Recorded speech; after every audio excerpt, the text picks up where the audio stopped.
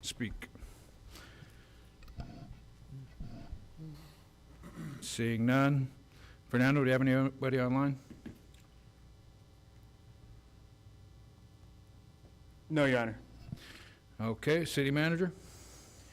Thank you, Your Honor. We have 3 closed session items tonight. The first item, Government Code Section 54957.6, conference with labor negotiator, agency negotiator Richard Tree and Juliana Andrade, employee organizations, Porterville City Employees Association, Porterville Safety Support Unit, Porterville City Firefighters Association, Fire Officer Series, Management Confidential Series, and the Porterville Police Officers Association.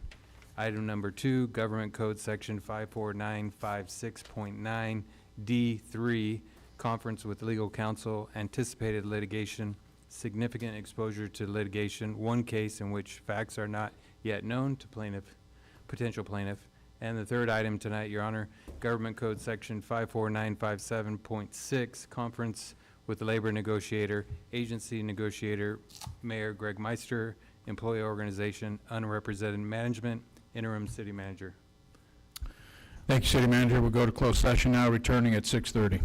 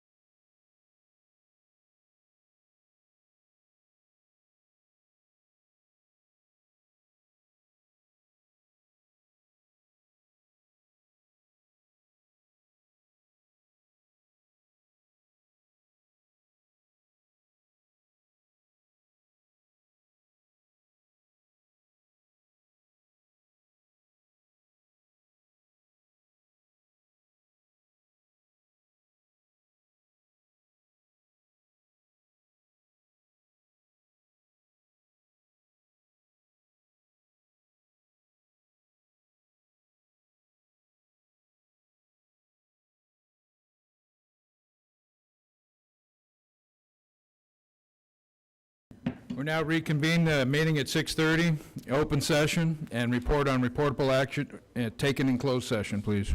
Nothing to report, Mayor. All right, thank you very much. We'll move on to the Pledge of Allegiance, and I will lead that, and then we'll be followed by an invocation. Pledge. I pledge allegiance to the flag of the United States of America and to the republic for which it stands, one nation, under God, indivisible, with liberty and justice for all. Does anyone like to do an invocation this evening?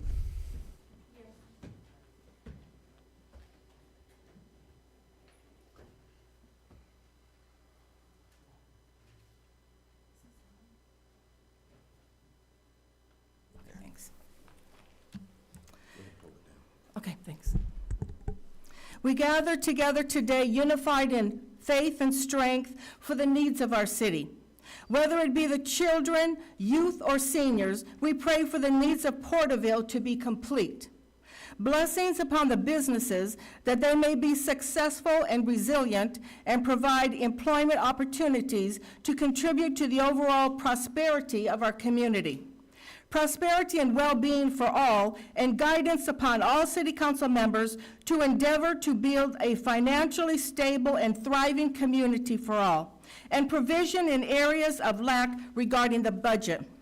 We declare Psalms 91 over our schools, our police department, and our fire department for complete protection upon themselves and upon their family.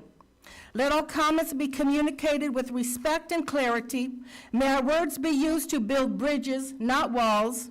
Inspire all to speak truth with wisdom and kindness. And we pray for the Lord's constant watch over our children in our schools to shield them from harm and danger. We pray in Jesus' name. Is there anyone else? You may be seated. Thank you very much for that invocation. You know, there was a very heinous act of violence against one of our kids in school this week. And thankfully, it didn't turn out worse than it was. And I would just like to say, I really appreciate the prayer for our kids in our whole city, because when these senseless acts of violence occur, we all have to pull together. And when people attack one of us, they attack all of us. And it was just the great courage of the people in that room and that teacher that helped to thwart off a worse event. And I would like to commend the police force for apprehending that suspect within 15 minutes. Thank you very much for that prayer, and we just wanted to make mention of that this evening as we conduct our business. We're going to move on to oral communications now. If there anyone would like to address the council on items on the agenda, this would be the time.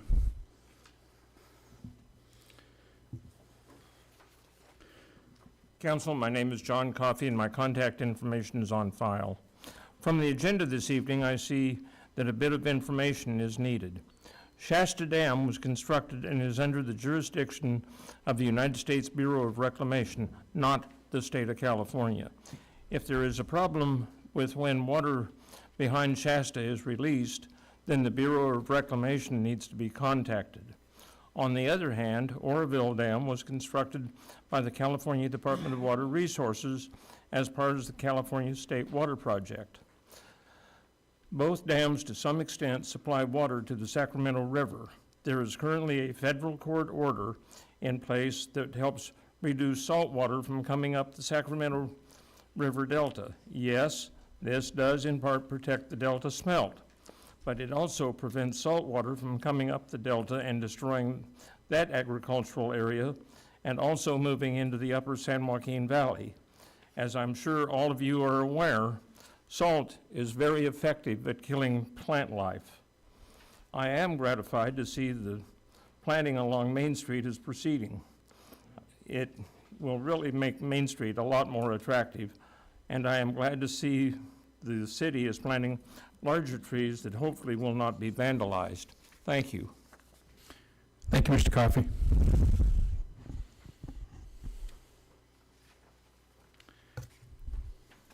Is this on any matter? Any matter. Okay, thank you. One thing that I did want to bring up is We noticed that there was only one handicap parking on Main Street, and that is at the front of the child support. Okay, could you state your name for the record? I'm sorry, Teresa Gonzalez, and I'm on file. And the other thing that I want to bring up is I provided a picture for you. As you go out here on the ramp at the lobby, once you go down the ramp, you look to the right, you have floor that is breaking up, and there's no taping, there's no caution. It's been there for quite some time, so I just want to supply you a picture of that.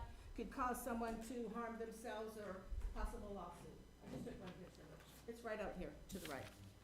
Thank you. Thank you, Ms. Gonzalez. Brock Neely, address on record, Fernando.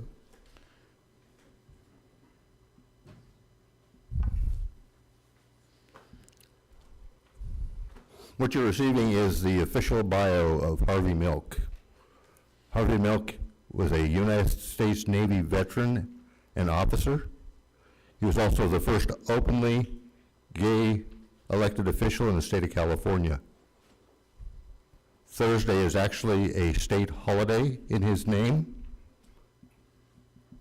and that holiday was actually proclaimed and signed into law by Arnold Schwarzenegger.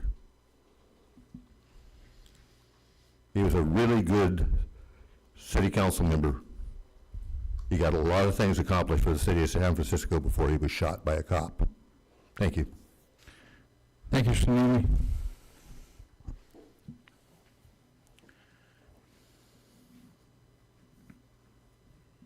Good evening. My name is John Duran. I reside at 476 Northeast Street. I'm here with a couple of proposals and maybe a couple of comments and some reference to first proposal I have is I would like you to go ahead and maybe direct attention to your new committee, charter committee, review committee, to maybe consider getting some type of compensation for the council members, each one of you, either through maybe some monies for the whole year, so you can attend meetings and meet with people you have to meet, because I know it's very hard. It's very hard for you people to travel to Visalia, wherever you're gonna travel to. So maybe you should go ahead and bring that to the attention of the review committee to see if maybe, I know that the council can go ahead on their own, make a resolution or propose a resolution. Excuse me, sir? It's in the charter. You have the authority as long as it does not directly affect the laws of the state of California or the charter. But you can do that. If you have any doubts, Google it, because that's where I got my information. So that's one. The second item I'd like to make a comment on is item number 18 on your calendar for tonight. I noticed that one of the members, Mr. Beltran, was inviting the public to come out and because of the item that was being considered. This dispensary has been here for a while, what, maybe 2 years, 3 years, 4 years, and never had any problems. The individual that runs that dispensary, I mean, I'm telling you, the security there, everything that he does in that area is almost great. No problems at all. No problem with children, no problem with adults, no problems with anybody. I know he wants a relocation. It shouldn't be hard for the city council to go ahead and approve something like that, since it's already a business that's already established. And the only thing he's doing is relocating. He's doing us a favor. I think he's doing the city a favor and the residents by taking a business like that away from the main street and putting it where it actually belongs, out in the outskirts of the city, which is more appropriate. Who wants 3 dispensaries along Main Street? You know, let's devote our attention to other businesses. But with that said, thank you so much for listening to what I got to say, and please look into that, speaking to the committee, because it's very important. Because I'm going to come back to it, and I'm going to find out to see what you've done in reference to make contact with them to see if maybe we can get that going for you guys. Because I certainly think that you deserve it for the work that you've been doing. Thank you, Mr. Duran.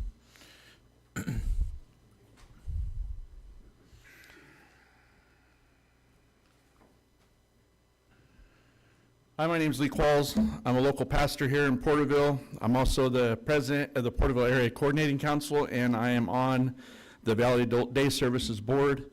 I'm very, very active in our community, and I want to address something, partly of what this gentleman just talked about on number 18.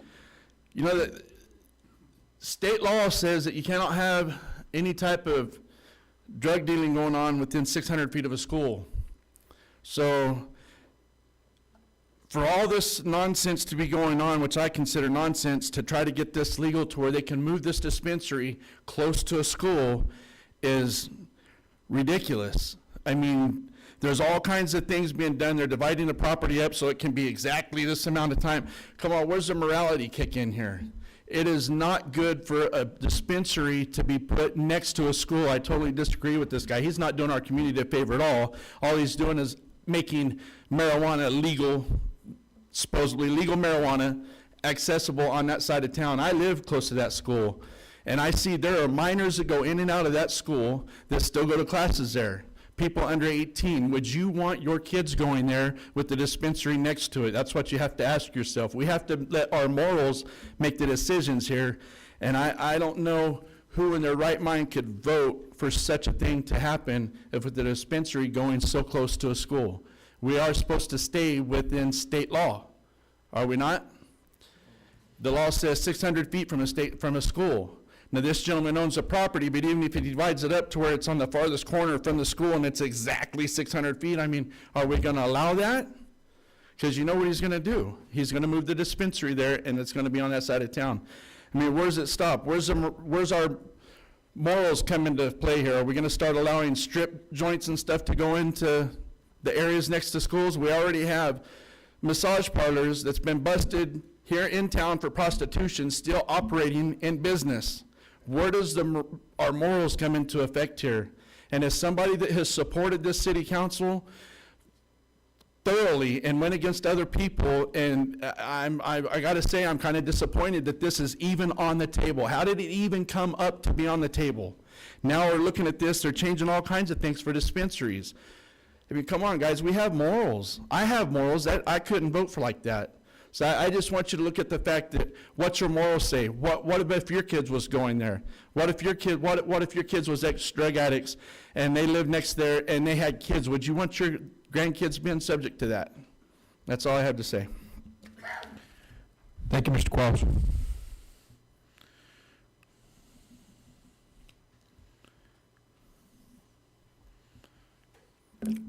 Good afternoon, Council. My name is Christopher Navarro. I'm the General Manager at Premium Blossom, the dispensary that's Did you say your last name again? Navarro, N-A-V-A-R-R-O. Thank you.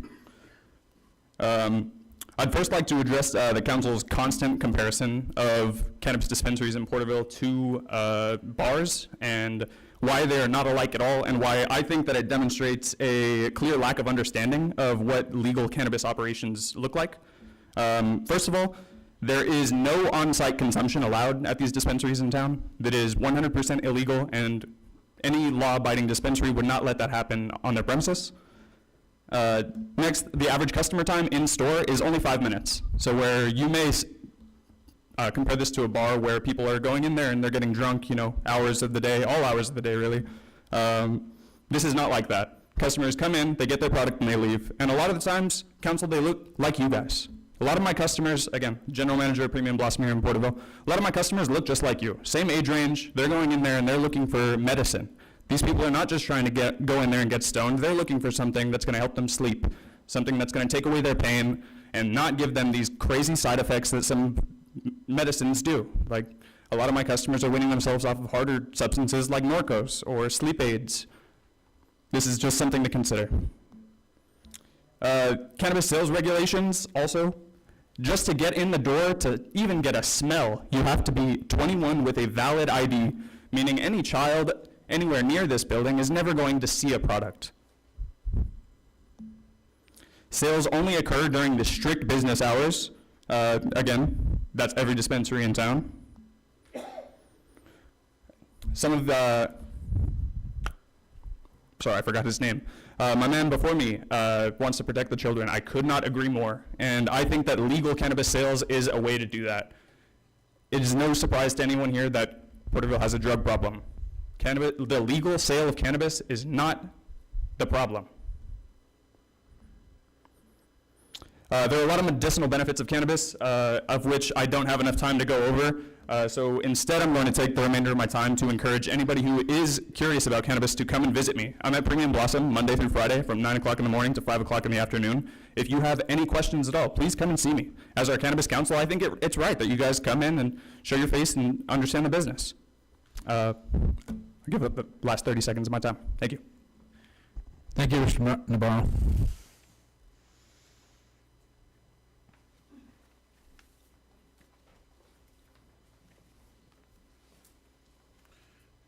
Good evening, Council.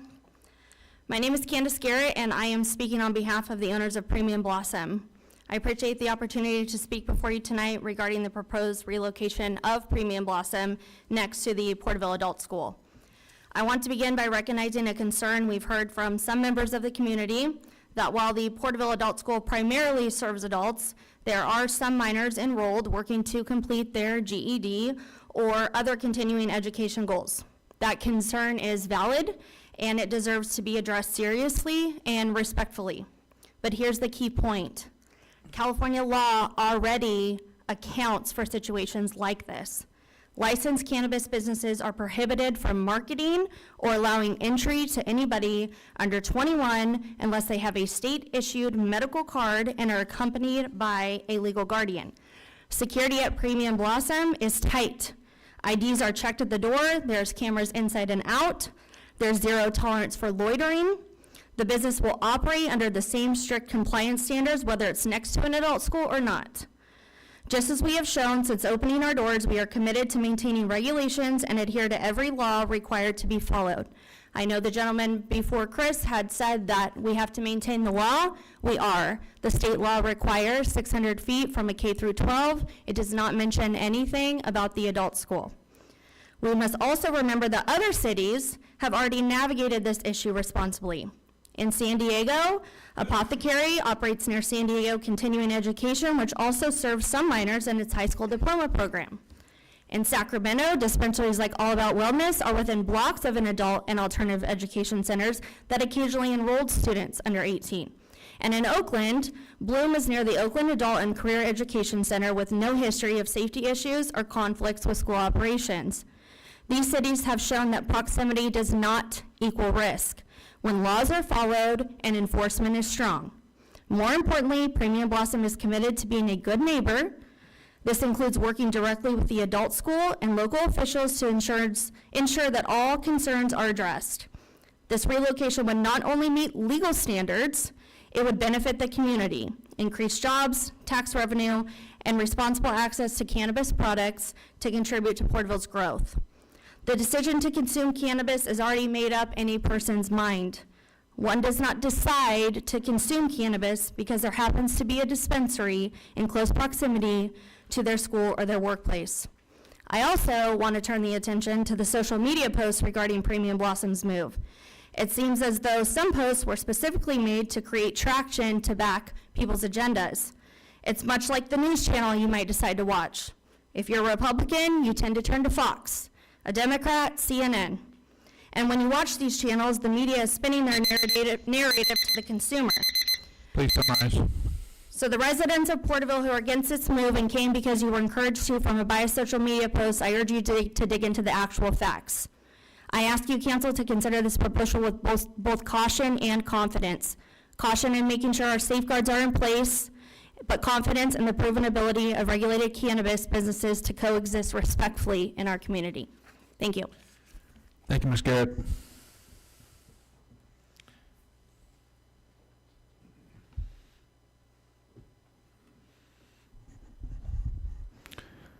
Is there anyone else? Not seeing anyone. Fernando, do we have anybody online? No, Your Honor. Okay, we'll close oral communications, and we're going to move on to reports. Let's see. We have city commission and committee meetings at this time. Do we have anybody from Parks and Leisure Services Commission represented? None? How about anybody from the Charter Review Committee?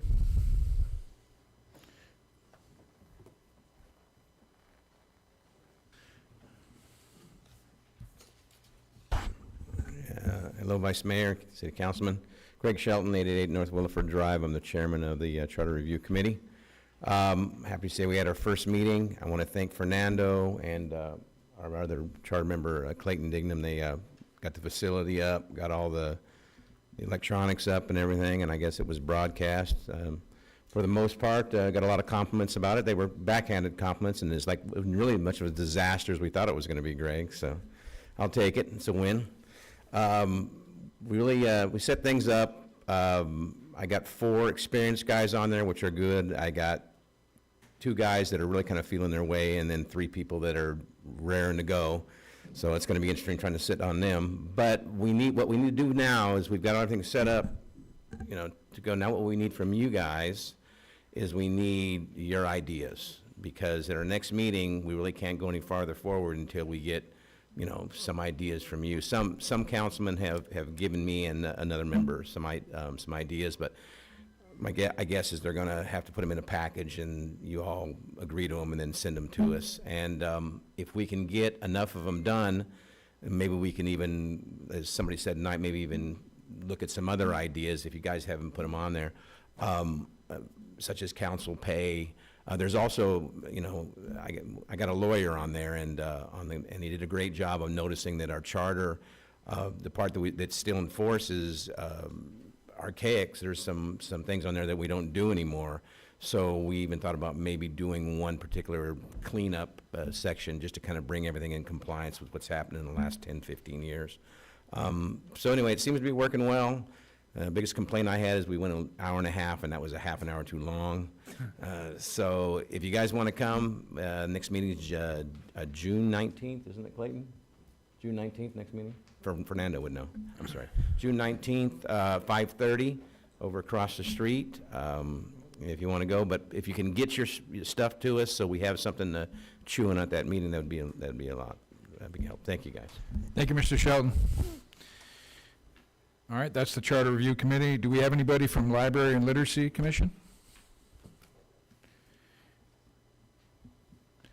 Not seeing anyone. All right, so we have a staff informational report, Water Conservation Phase 4 status update. Mr. Knight? Happy to answer any questions council may have. Okay. Well, I'll open it up to the council. You guys want to talk about this issue at all?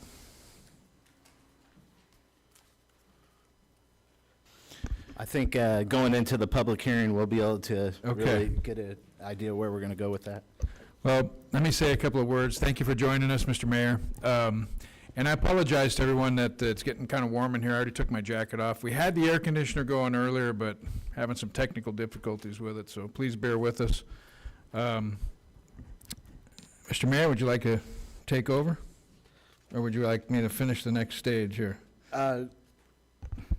No, we're going to move on to consent calendar. Yes, sir. Okay, yeah, I could jump in here. So consent calendar. All consent calendar items are considered routine and will be enacted in one motion. There will be no separate discussion of these matters unless a request is made, in which event the item will be removed from the consent calendar. All items removed from the consent calendar for further discussion will be heard at the end of scheduled matters. How would council like to go forward? Mayor, if I may, staff would like to recommend pulling item number 12 from the consent. Thank you, Mr. Tree. And just to give a reason to the people, if you would. Well, specifically to continue it too, not to hear it. Yes. Yeah, we have a scheduling conflict for the K-Jug concert, and so we're removing the item and pushing it to a further date. Thank you, City Manager. I'd like to pull items 4 and 5. Okay. Have 4 and 5 for discussion. Is there any other items that would like to be pulled for discussion? Okay, I'm looking for a motion from any kind, or I could go ahead and make the motion. I'll make a motion for agenda items 1 through 3 and 6 through 16. I'll second that motion. Just noting excluding number 12. Excluding 12, Excluding thank you. 12. Okay, we'll call for the vote.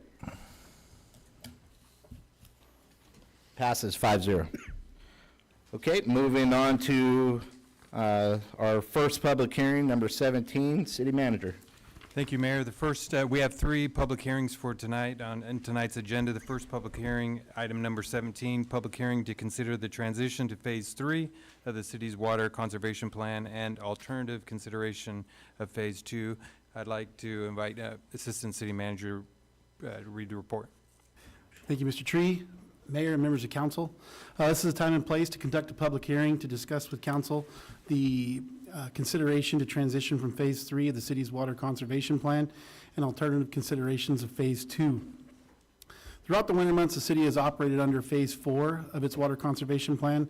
As part of this phase, outdoor irrigation has been limited to 1 day per week based on addresses, Saturday odd number addresses, and Sundays even number addresses, with no watering between 5 a.m. and 10 a.m. and 5 p.m. and 10 p.m., with no watering on Monday or Friday. The city's water conservation plan has developed an alignment with the state mandated conservation targets, managed the system fluctuations, also manages peak demands to ensure uninterrupted services to the community without compromising the operational integrity of the city's water system. The city's conservation plan is comprised over 5 phases and listed those out for council's information tonight. We have essentially Phase 1, which is a 3-day voluntary phase, Phase 2, which is a 3-day mandatory phase, in which mandatory conservation measures are enforced. Phase 3 would be a 2-day. Phase 1 is what we are currently in as a 1-day-a-week watering schedule, and Phase 4 is a drought condition schedule that imposes no outdoor watering. Conservation reduction guidelines outlined in past executive orders and subsequent state Water Resources Control Board regulations promote conservation as long-term practice. In accordance with the State Water Board's self-certification criteria, the City Council has adopted a self-imposed conservation measure of 26%. The continued adherence to this target supports public outreach consistency, ensures resiliency with up to 3 years of supply under drought conditions, and it helps fulfill the minimum 20% conservation measures that were established in the city's water conservation plan outlined in the city's urban water management plan. It also further complies with the Sustainable Groundwater Management Act. Since the implementation of these conservation measures, the city has continued to achieve a cumulative 25% conservation based on the staff report for information tonight at the beginning of the meeting was a result of that criteria and the ongoing efforts of the community. In light of seasonal changes and the anticipated increases in outdoor irrigation demand, staff recommends the transition to Phase 3, a mandatory 2-day per week watering schedule based on an odd-even address.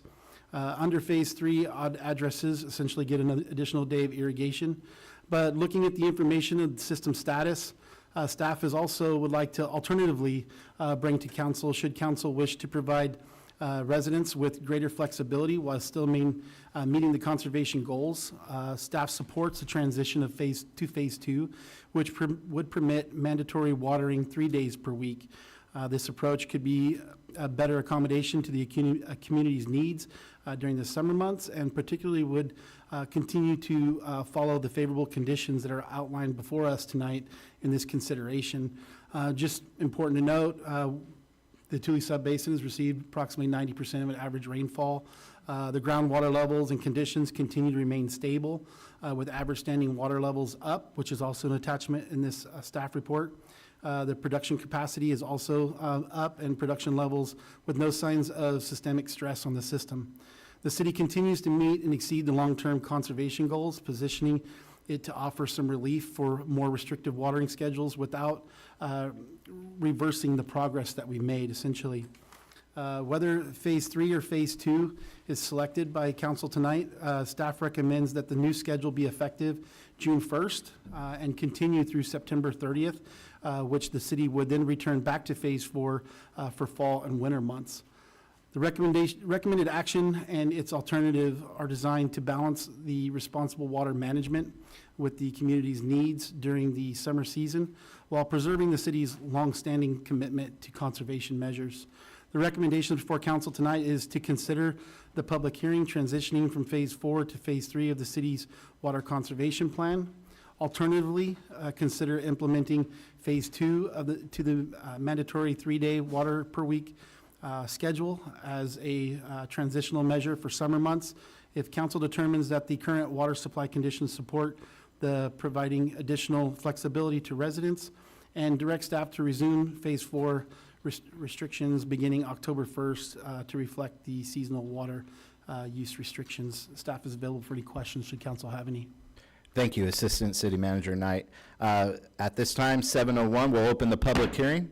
If anyone would like to come forward and give comments on this issue, please come forward now. I'm not seeing anyone at this time. Is there anyone online, Fernando? No, Your Honor. Okay, we'll close the public hearing at 7:02. Bring it back to the council. You know, this is exciting. It's something I've been calling for since I was elected, right? It's kind of one of those things I door knocked and campaigned on about not being so regulated on the water side and maybe getting to 3 days a week watering. I'm excited to see it come forward for Phase 2 and adding that. Also, while still supporting conserving water in our community. We're a heavy ag-based community, and water conservation is the way of life, and that's the way we live here in Porterville. And so it's really exciting to hear we have that opportunity tonight. I'll pass it off to council. Councilman Rivas, do you have any comments? Thank you for that report, Mr. Knight. I appreciate that. No, I think I echo the sentiments of the mayor. I think we're at a good position to hopefully, if the council elects to go to Phase 2, I support that. But in the event, are you going to be monitoring this type of activity? Absolutely, yeah. We'll continue to monitor the system and bring reports back to council should we have any concerns with what's happening. So in regards to the stress of the infrastructure, you will let us, the mayor and the vice mayor, know immediately, or the city interim, Mr. Tree? Correct, and if any conditions arise, you'll initially see those reports come through in the status update. Okay. So in those monthly updates, should we see anything that should be brought to council, we'll bring that. If anything's identified, we'd bring another item back to council for considerations of any concerns that we've identified. Well, I'm excited. I'm excited that we're able to water hopefully 3 days in Phase 2, and but still being restricted in regards to no water runoff and stuff in that nature, correct? Yes. Great, that's awesome. So with that, I turn it back to you. Thank you, Councilman Rivas. Councilman Green, you have any comments? Yeah, I think this is really neat that Mike's reached this, with the information that he has, reached this opportunity to give everybody 3 days a week. I don't know why anybody would want to disagree with that. And I don't really think, I personally don't think you'll see much of an impact on water use. It just gives people a little more flexibility. So I'm in full support of it. I think it's a great deal, and we'll see how she rolls, right? You're giving Assistant City Manager Knight way too much credit, Councilman Green. He doesn't make it rain. No, but Councilman Beltran, do you have any comments? Thank you, sir.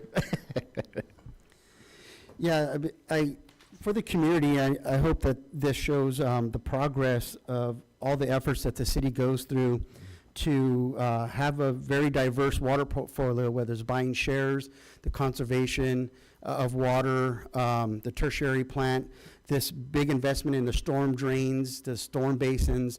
There's a lot of projects that cost millions of dollars that people want to know, why are we spending this money? This is why. And so could you give me a little bit of history, or for the public, when's the last time we had a 3-day watering day? So long ago that some of my staff doesn't recall having a 3-day watering a week schedule, but I believe the last schedule was right around 2014. So that just goes to show the efforts, and unfortunately went through a drought at that time, Yes. 2015-ish.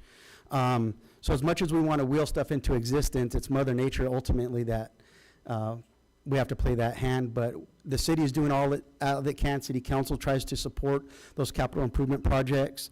And so I think it's great to be able to have this as an option So excited for that. Phase 2 would be my support for that one. So thank you, staff, and all those past councils to make wise investments in the city. Thank you, Councilman. Vice Mayor McCurvey. I want to echo the sentiments too. You know, I think the flexibility to run 3 times a week, you're not going to water as long, hypothetically, and you're not going to have to really rush out there and worry about those hot streaks that we have in the summer. I do, you know, realistically appreciate where we've been, you know, looking back to Mr. Beltran's history lesson there. Is the drought is definitely going to be something that's going to come again. And we've shown that we can conserve and we can work together as a community and conserve. And I think that we have not written a citation for water in some time, right? Would that be a true statement? Yeah, this last month, we had no issued citations. Right, so it's not a heavy-handed approach, and it is voluntary, and I think that we will continue to get the conservation if we are good stewards of the water, and we have to trust the public to make sure that we can do that, but we do need to be mindful that we may have to go back if we go into a drought again. But I think it's a great opportunity for us to take advantage of the time that we're in and the water that we have and deliver that back to the people that pay for it. Thank you very much. I'm for phase 2. Okay, well, with that, I'll make a motion to take recommendation number 2, which would implement the phase 2 of watering schedule. I motioned, second. We have a first and a second. Is there any other comment? Can I ask for clarification? Yes, sir. Before moving forward? So we spoke about 2, but then also the recommendation of moving back to phase 4 effective October 1st? Number 3, the third part. Yeah. Goes without saying, of course. He's reluctant. I am reluctant. I like having, how about we bring it back to the council in October? Sure. Sounds good. That would be my motion. Is there still a second there, Rivas, or? Yeah, you got a second. Okay, so we have a first and a second to bring it back to the council in October. I will have to bring it back sooner because of the timing for. The public hearing? Noticing, well, I'll have to bring it back sooner for another public hearing, and then it'll have to be sooner than October because I have to have a transitional period for noticing the community and advertisement changes and those things. Fair enough. My motion is with your discretion in that time frame in that area where we normally transition. Appreciate that, thank you. Okay? Is that still a second, Councilman Rivas? Okay, is there any other comments? So it would, yeah, that's fine, sorry. Yeah, so we're going to bring it back to the council around before October, so in September. With that, we'll call for the vote. Passes 5-0. Okay, moving on to public hearing number 18, City Manager. Thank you, Mayor. Second public hearing for tonight, item 18, consideration of ordinance amending Chapter 15, Article 7 of the Porterville Municipal Code, Cannabis dispensaries, modifying hours of operation, premises security, restricting deliveries, regulating drive-through operations, and additional minor clarification. Tonight, the council is being asked to consider updates to Chapter 15, Article 7, related to cannabis dispensaries. The proposed ordinance introduces several policy revisions intended to modernize operations, improve clarity, and reflect current regulatory practices. Premium Blossom has requested to relocate its dispensary from 200 North Main Street to 1432 West Olive Avenue. As part of this request, the applicant submitted a project review committee application for a tentative parcel map and sought amendments to its existing development. The Cannabis Committee reviewed the matter on February 28, 2025, and recommended updating zoning regulations to permit cannabis dispensaries in the commercial general zone, in addition to currently authorized districts. They also recommended modifying the development agreement to support relocation, allowed licensed in-house security, and authorize a drive-through feature at the new site. Following council direction, on March 18th, 2025, a public hearing was scheduled and public notices were issued in accordance with AB 2904 on April 20th, 2025. Do want to highlight the key ordinance changes for your consideration. Section 15-87, operational standards. 1, hours of operation will now be set by the city council resolution and must comply with state law. 2, drive-through operations will be allowed if approved by the city and supported by adequate security. 3, the requirement for bullet-resistant windows will be removed. And the last one in this section, apologies, is deliveries in the city from outside dispensaries will be prohibited unless required under state law. There was some clarifying language that has been added to align with current operational and security standards.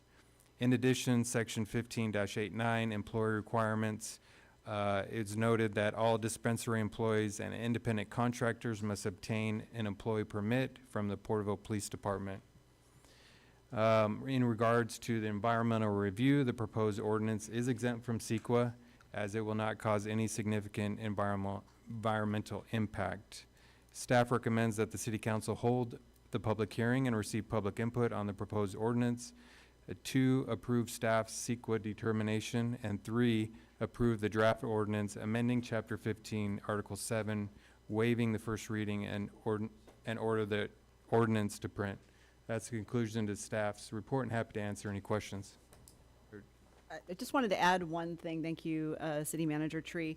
I did want to add that the Vice Mayor and I had a conversation, and I've been authorized to disclose that he had received a campaign contribution by an entity affiliated with the owner or with an owner of Premium Blossom, but he opted to return that contribution and did so in compliance with the Levine Act within the time window required. So, thank you.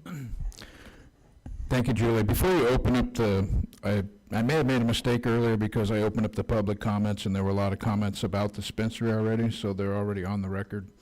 So, Okay. Oh, I did mean to mention that too, sorry. yeah. And that's my mistake. No but, you know, worries. it's all on the record, it's just out of sequence. Right, so what we can do, we had quite a few comments. Actually, a lot of them pertained more to the next item than this particular item because it had to do with the proximity and location. So I just wanted to let the public know, those that did get up, that we will make sure that their comments that were made earlier are entered as part of the record so they're not required to get up again and restate everything now that we are at the public hearing. Thank you. Well, I got to say before I open the public hearing, thank you for that disclosure on the Vice Mayor. Normally, you only hear politicians taking money. Very rarely do you hear of them giving it back. So hats off to you, Vice Mayor. With that, we'll open the public hearing at 7:14. If anyone would like to come forward, this is the time.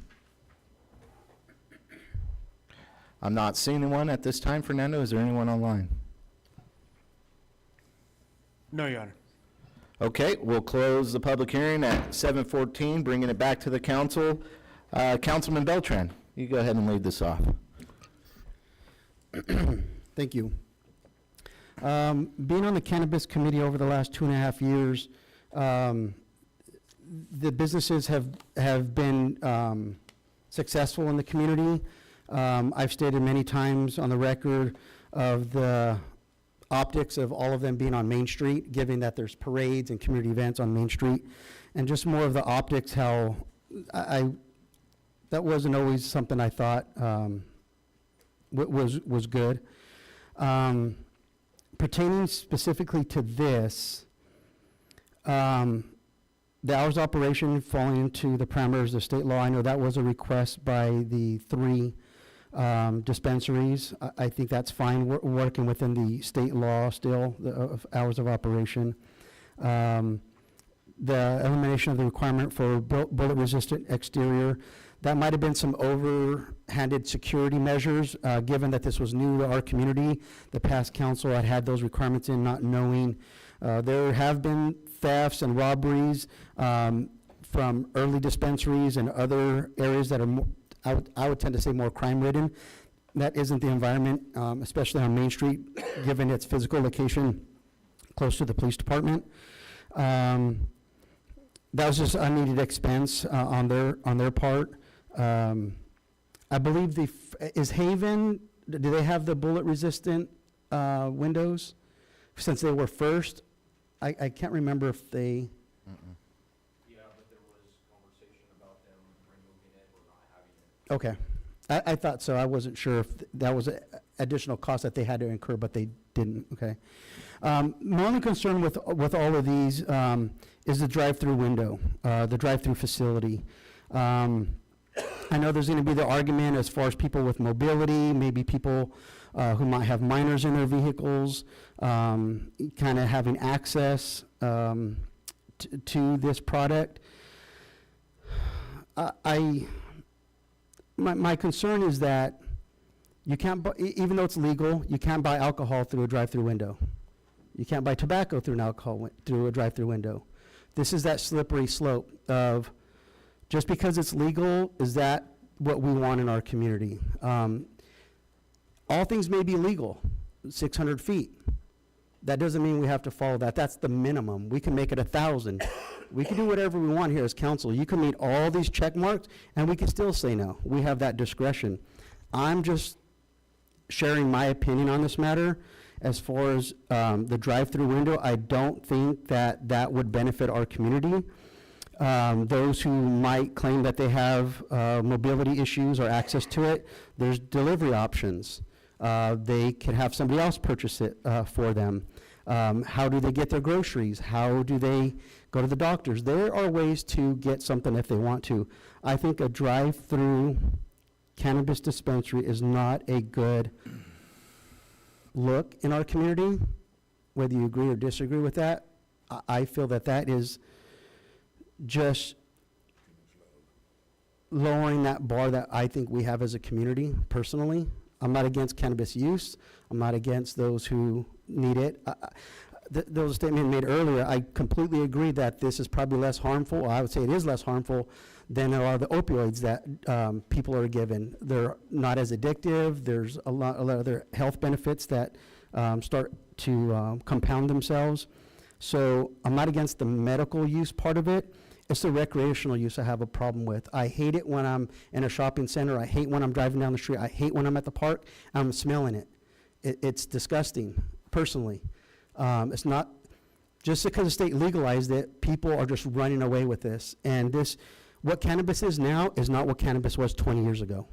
The concentration of THC is causing a lot of mental health issues. Young adults, vaping is, I know you have to be 21 over, I get all that. I'm not saying the dispensaries are doing a bad job. Just like there's not alcohol advertising, tobacco advertising, firearms advertising in magazines that minors might have access to, on programs that minors might have access to, there's a reason why. It's that subliminal messaging, it's that influence that it could potentially have. So that's why a lot of where I come from is on that conservative side. This isn't against the business. I'm not trying to attack any one business. If this was any other one, I would have the same disagreement on it. So the other parameters of this, I'm in full agreement with. I think they're fine. The express drive-through is a big issue and concern for me. So, thank you.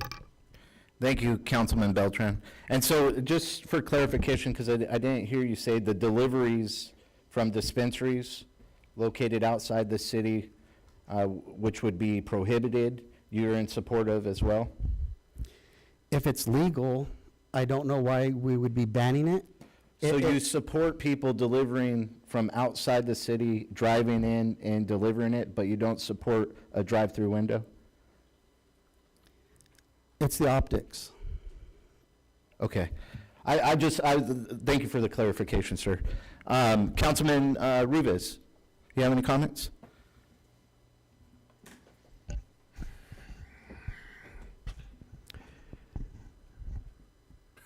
Well, this is a real touchy issue, but you know, I took a tour of this establishment, and I had some concerns because, you know, all my career I was totally against, you know, like the sentiments of Mr. Beltran said. You know, I don't like to smell it. I don't like to travel, and then you know where it's coming from. It's very potent, but going back, I did look at the security measures of it, and they do have some very good security measures where they go through, and I watched them, and it is very on point, and I was very impressed with that. No one is allowed in there without an ID, a driver's license, and of an age of 21. So, and I understand the municipal aspect of it in regards to medical use, and I know that the type of product that they sell is not the hashish and that ingredient in there. It's for medical purposes. But I was very impressed with the security measures of it, and everybody's vetted, and the security is the utmost importance to me. So I like to, I don't have a problem with the drive-through as long as it's secure and they do it in such a manner where it is very safe and very secure. And so with this, I'd like to hear some more comments of the other council members in regards to this. But right now, I'm going to hold off on that for a later date. Vice Mayor McCurvey. They have this new technology out there, drive-through pharmacy. You ever heard of it? I use it all the time. Yeah. You gotta have ID for that, too. I don't like these on Main Street. Never did. I don't like recreational marijuana use either. This is a legitimate business. It's in town. It's been voted for. You can't unravel it. Great comments from the public tonight about the morality of it. Now, we got to make sure that we separate some of those things, though. We have drive-through pharmacies. We have controls. We already have these things on Main Street. We're not having a problem. And so putting them in another location is not going to create a problem. It actually might create some availability for people that live on that side of town that need it for medicinal reasons. And the idea of the adjacency to a school is important because some of the comments tonight about social media, politicizing things, you know, it's okay, go on social media and politicize things, but, you know, I just disclosed that I received some money from someone that was associated with this because it's the law, and I gave the money back because I don't want there to be any conflicts. Go and watch the YouTube of the Cannabis Committee. You'll learn some things. Ray and I had a spirited debate. He's on the Cannabis Committee too. We had a great discussion about the legalities and all of those things that AJ referred to on security. Disagreed on a couple of things, but if I worked for the school system, I could lobby up here. One of our council members works for the school system and is able to openly lobby for the school system. And it's not a conflict of interest. I take offense to that. I'm not lobbying for them. And the idea that we talk in this council over the last 5 months about overreach from the state feels to me like there's a lot of pressure from the school system on the council right now to go against a small business and to control the business in our community, as if they don't have enough control over our community. And I take umbrage with that. And whether you disagree with it or not, it is what it is. I think that I'm for this because I want to get them off Main Street. And if sometime down the road that we decide that we're not going to allow this anymore, I'd be for that too. But right now, it's a legitimate business. It's secure. It doesn't have any security issues. It provides a service. And I am definitely against the problem that we have in our city where people are delivering into our city unregulated, which undermines those small businesses and creates the risk that Councilman Beltran was just discussing. And it creates a risk in a way that we can't regulate it.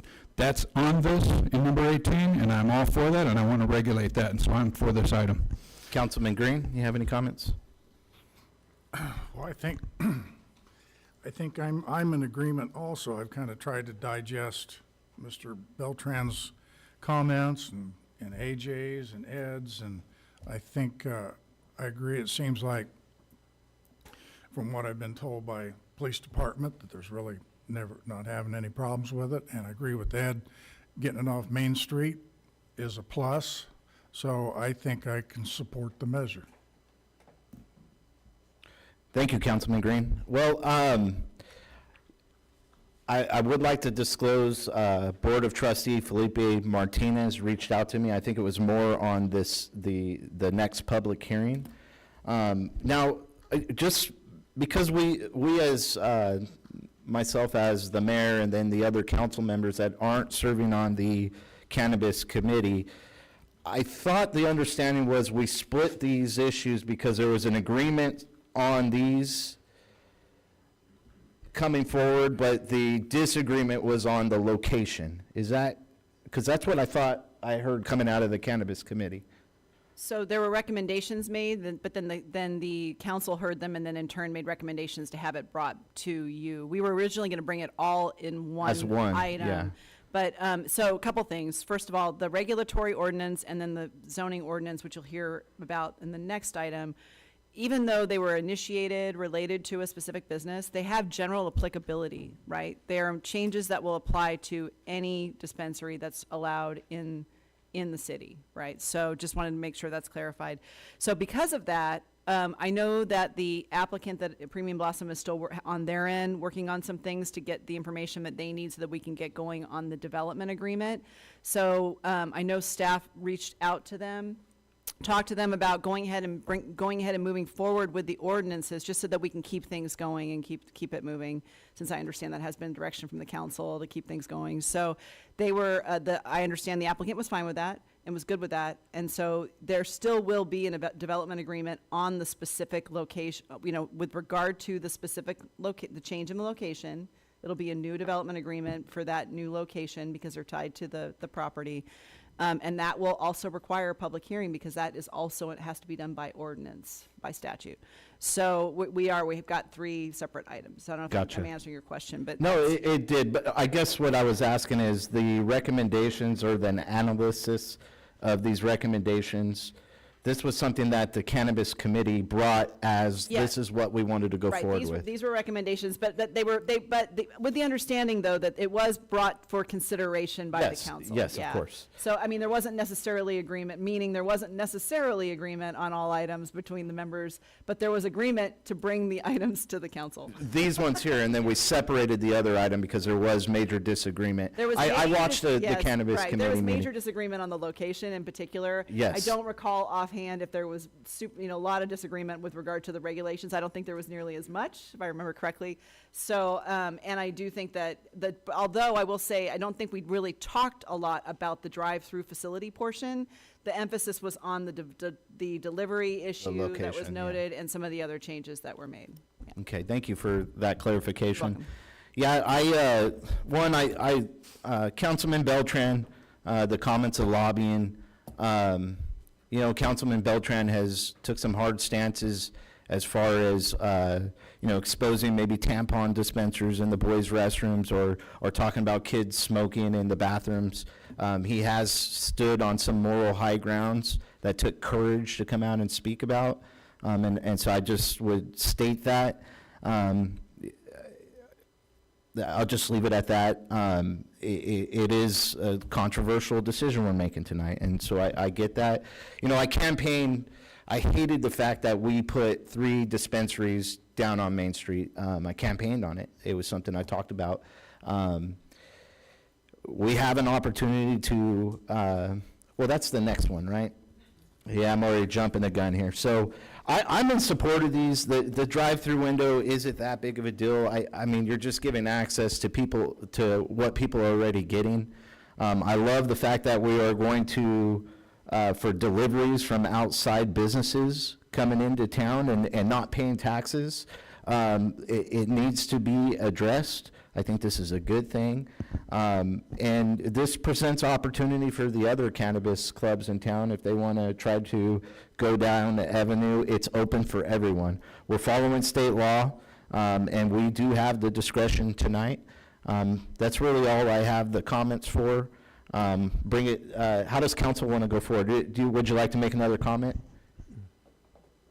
I would just add that, talking about regulations and stuff, the item deliveries or prohibiting dispensaries from delivering inside the city of Porterville, it's interesting that duality that we both walk on both of our circumstances or what we're opposed to is you guys are for prohibiting something that's legal between an individual and a business that made an agreement, and we want to sit there and say, no, you can't do that in our community. So I find it interesting that on something that's legal, they're allowed to do, we want to say you can't.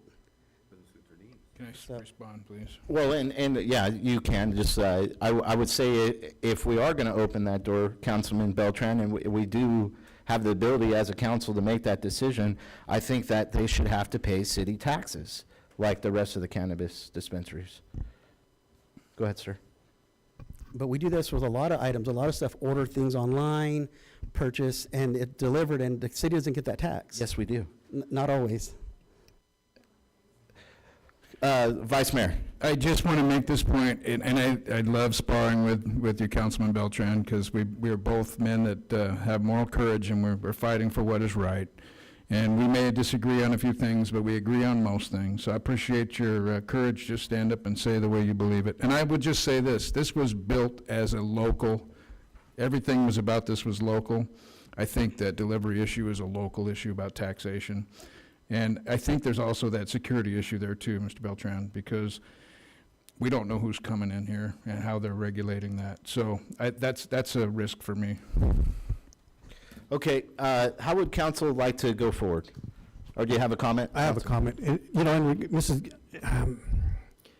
you know, we're talking about something that's going to be regulated in regards to going into the business and dropping off and being vetted and stuff. But what about the other individuals who come into this town that are doing things illegal? I mean, they're not being taxed. They're not being, you know, regulated or anything, but at least this business is being regulated. I know on a moral ground, I understand that, but in regards to this, we have a business that is legit. It's mandated by the, passed by the, up in Sacramento, and it's a legit business. So in regards to regulating, they're following the law, whether we like it or not. But my point is, you have other people that drive into this town, do deliveries, and drop off illegal drugs, and at least we know who's coming in and out with this and this company. So I'm in support of this, but in regards to moral ground, just because we vote on however the council votes doesn't mean we don't have morality. And I want to leave that with that, and I'll pass it back to you. Okay, if there's no other comments, I'm looking for a direction. I make a motion that we go with council recommendations on number 18. I second that. Okay, is there any other comments? Do you need any clarification on the motion? Julia, I see you grabbing your mic. I was getting ready to read by title only in the event it passes, but I Okay. think I'll just clarify that the motion is to approve and give first reading to the ordinance regulating cannabis businesses. Okay, we have a first and a second. Are there any other comments? We'll call for the vote. Passes 4-1. Mayor, would you like me to read by title only? Yes, ma'am. An ordinance of the City Council of the City of Porterville amending Chapter 15, Article 7 of the Portable Municipal Code, Cannabis Dispensaries, modifying hours of operation, premises security, restricting deliveries, regulating drive-through operations, and additional minor clarifications. Thank you. Okay, thank you for that. Okay, we'll move on to public hearing number 19. City Manager. Thank you. Mayor, before I start, I do want to apologize to the mayor and council members and the community for the temperature in this. Director Moore is looking to see if he can get that repaired and going, so apologies, sir. Well, there's some things that are outside of our control. We're in the hot seats anyway, so now the people get to experience as well, huh? So, thank you for that. All right. Third and final public hearing tonight, item number 19, is consideration of an ordinance of the City Council of the City of Porterville amending Chapter 21, Series 200 and 300 of the Porterville Municipal Code, adding cannabis dispensaries as a permitted use in general commercial zone district and making minor typographical corrections. I've asked our Community Development Director, Ms. Calderon, to give the staff report. Thank you, Mr. Tree.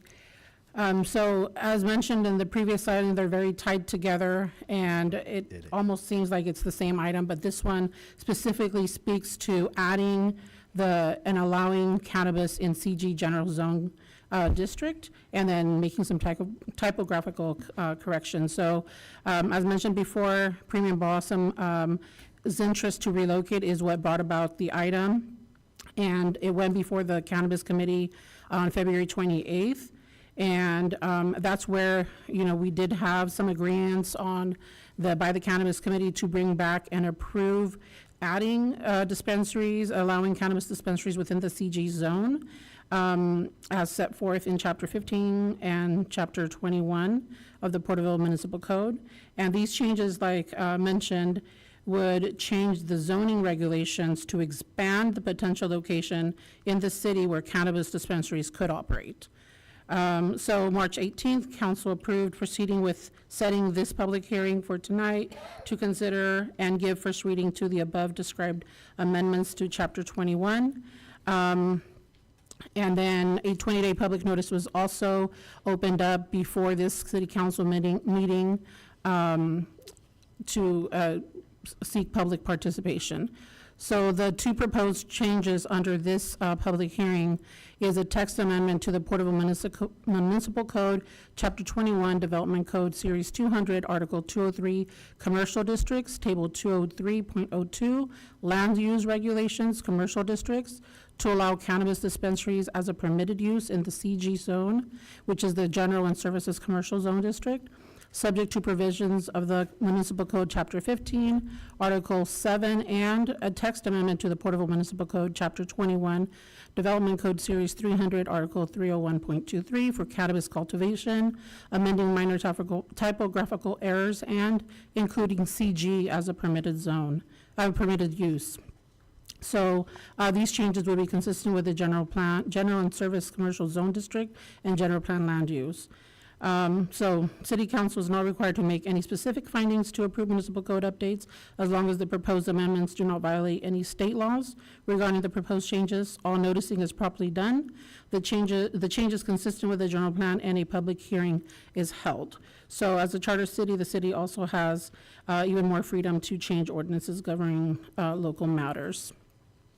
So as far as environmental, the city council is requested to consider and approve the staff's determination that the proposed text amendments are exempt from review under the California Environmental Quality Act pursuant to section 15061B3 of the CEQA guidelines, and there is no possibility that the activity may have a significant effect on the environment.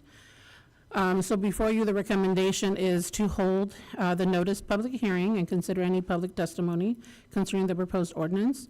Find that the proposed ordinance amendments serve to implement the policies, goals, and objectives of the general plan, and said amendments do not have the potential to have a significant effect on the environment. And consider draft ordinance, an ordinance of the City Council of the City of Porterville, amending Chapter 21, Series 200 and 300 of the Porterville Municipal Code. And if so approved, give first reading by title only, waive further reading, and order the ordinance to print. And staff's available for questions. Thank you, Director Calderon. Okay, at this time, we'll open the public hearing at 7:39. If you'd like to come forward and give comments, please come forward at this time. Brock Neely, address on record. For historical fact, the reason why the cannabis dispensaries were put on Main Street was because of their proximity to the police department. For security issues, and in case there were any kind of issues, the response time would be rather quick. The other note is, how are you going to regulate people coming into this town delivering? Are you going to have guards at every street coming into town? How much is that going to cost the taxpayers? Thank you. Thank you, Mr. Neely. Is there anyone that'd like to come forward at this time?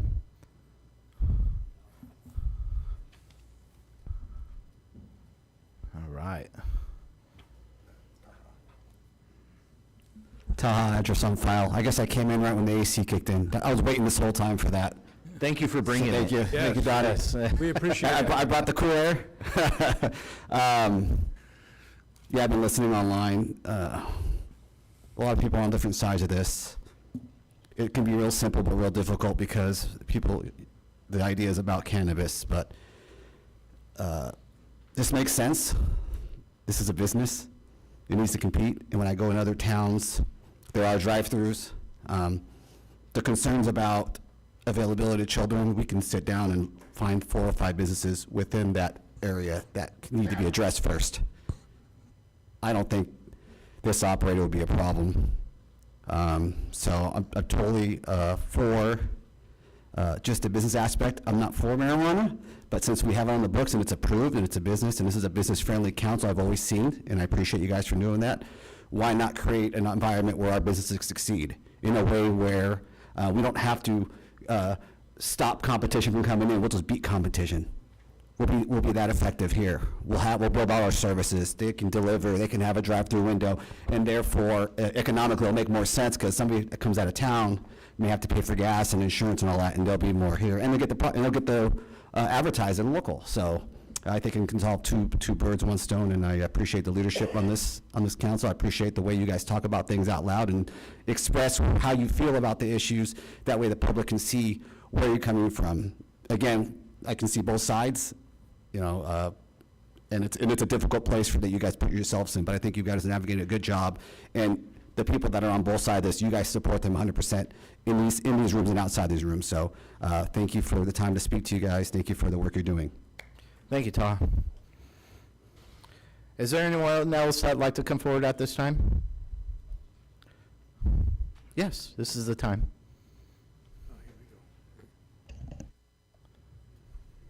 My name's Lee Qualls, address on file. I want to say this. There was comments made about you're not allowed to loiter around the outside and partake of what you bought inside this dispensaries on the main street. That is false information. I see them go in these stores, walk right outside in front of the next businesses and sit there and smoke. So that's what they will be doing around that school zone. At least on Main Street, there's no school zones. You need to take a look at that. Even though you don't like it being on Main Street, there's no schools there. There's schools there. They're going to step around and they're going to get behind the building right there by the school or wherever they want, and they're going to smoke while kids are walking around. They do it here while the adults are walking around. It would be better to have them smoking it while adults are walking by them and have them smoke it over there and the kids be having it in front of them. I mean, come on, man, look at your morals here, guys. It's crazy. Adults here, kids here. That's all I got to say. Thank you, Mr. Qualls. Thank you, Mayor. My name's John Coffey, address on record. I worked for Porterville Unified for 41 and a half years. I am not a shill for the district, and I don't believe Mr. Beltran is either, and I think he deserves an apology.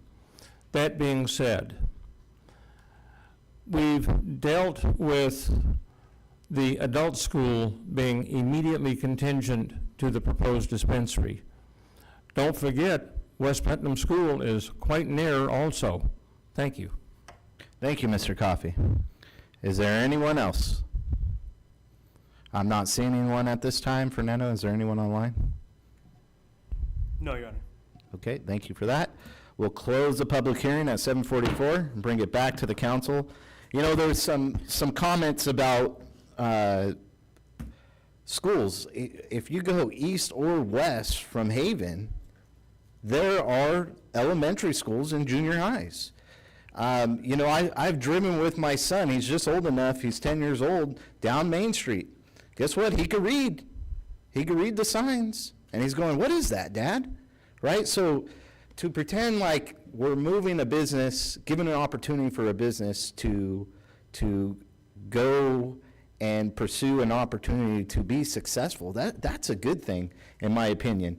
The other factor, there are tobacco shops right next door to these high schools, right next door to the adult schools, where you get the paraphernalia, you get the bongs and the pipes, and they have synthetic weed, and they have all kinds of different things in these stores, salvia, different things that impact probably 18-year-olds at that point, right? So I have a hard time holding this against this entrepreneur, a producer in our community that wants to create wealth and jobs. Not only that, but with the regulations we have here, they have to fix up an old building.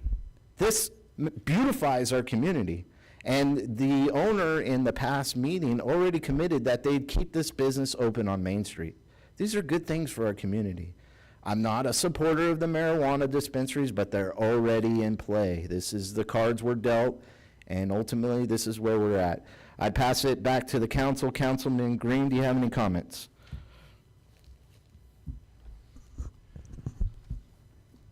Well, I think in regard to schools, I've got two grandsons, one at Menanche High School and one at Porterville High School. And neither one of those boys will use the restrooms at school because all they do in there is smoking marijuana. Both high schools. They won't go in the bathrooms.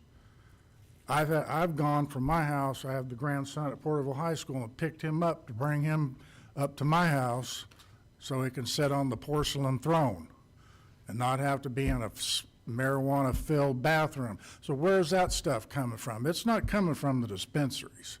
It can't be.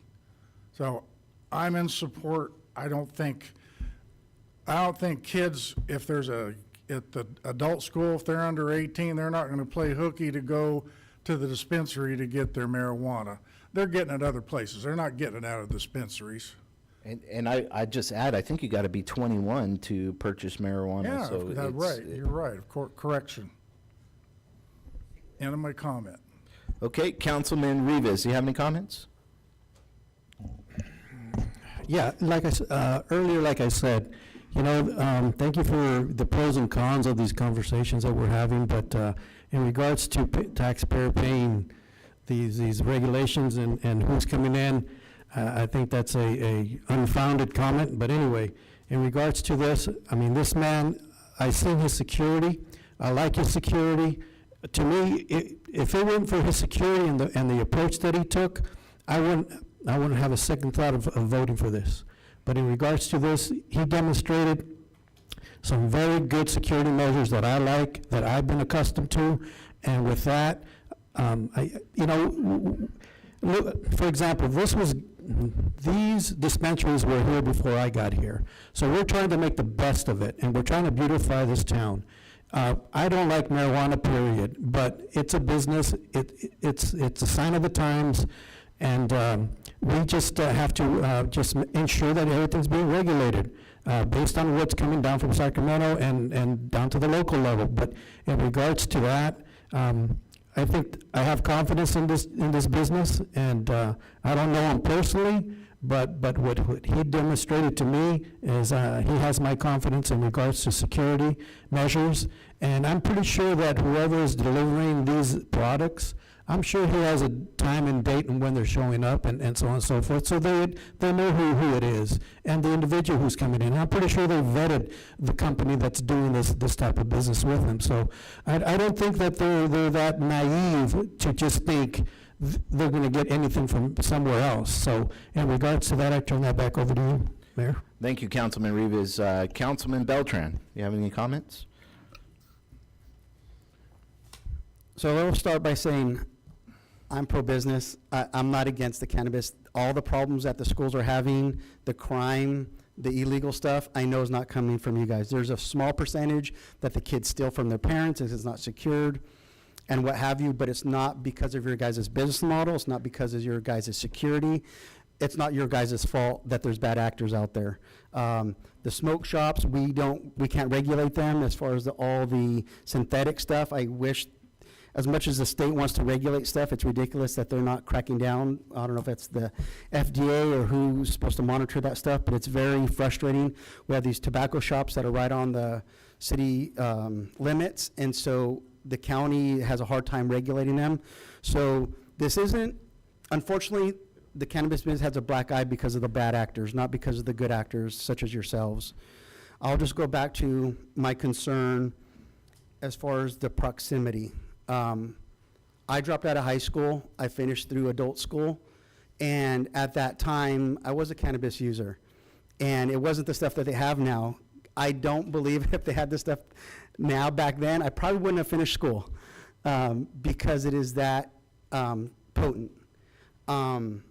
That's why I really have a concern with how close. I know we were given this animal. The city council started out with one dispensary. It wasn't a local, so they opened up a second time, and it wasn't a local, and so that's why we have 3 now. That's where we were given this problem. It should have probably stopped at 1, in my opinion. And so I don't want to pick on one business that's trying to move. If I can get some clarification from city manager or maybe community development, if this goes through, would this allow a dispensary to open up next to Target?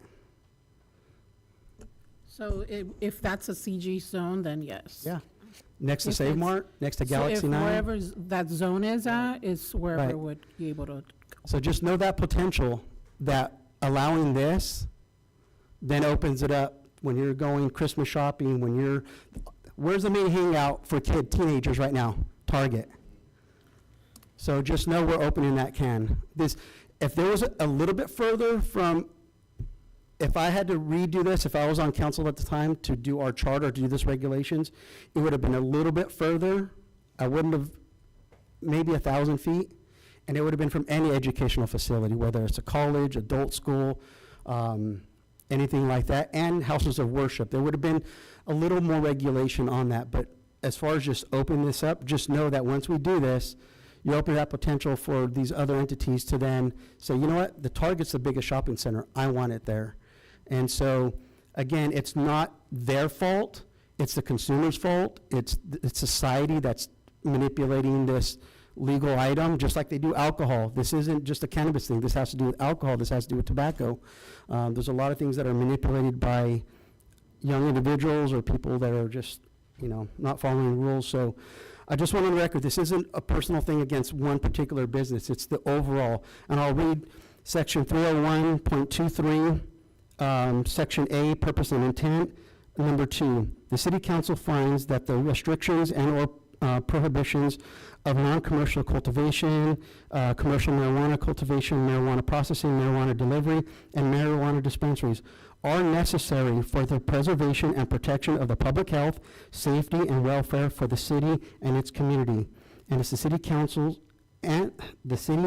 council's prohibition of such activities is within the authority conferred upon the city council as in its charter and state law. And that's where I'm coming from. So thank you. Thank you, Councilman Beltran. Vice Mayor McCurvey.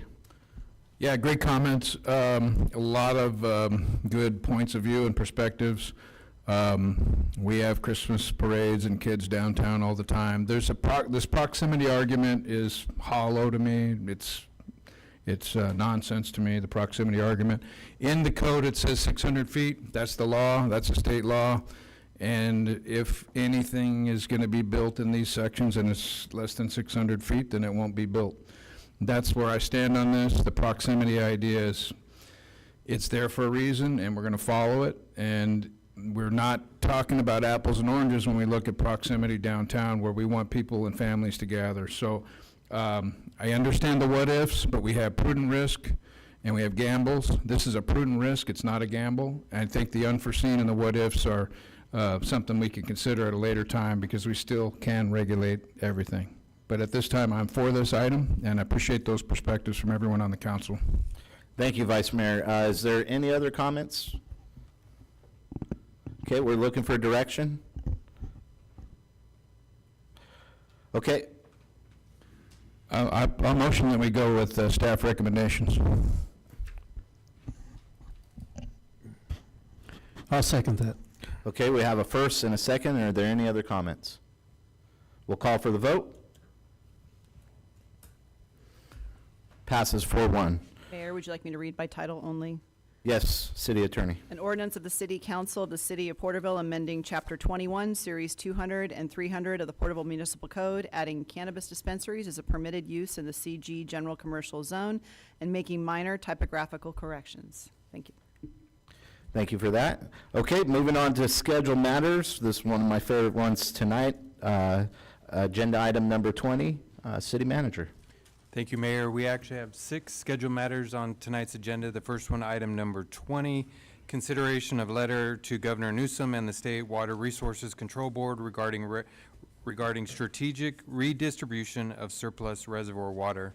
At the City Council meeting of May 5th, 2025, the City Council approved Councilman Green's request for an item to be added to tonight's agenda to consider a letter to Governor Newsom and the State Water Resources Control Board regarding the title, a request for the strategic redistribution of surplus reservoir water. Nice job, Councilman Green, on drafting the letter. Staff worked with him to final it up, but the draft letter emphasizes the current high levels of major reservoirs across the state and recommends directing a portion of the surplus water to the west side of the San Joaquin Valley. The intent is to relieve seasonal strain on east side water conveyance systems, preserve groundwater resources, and support agricultural operations during peak demand periods.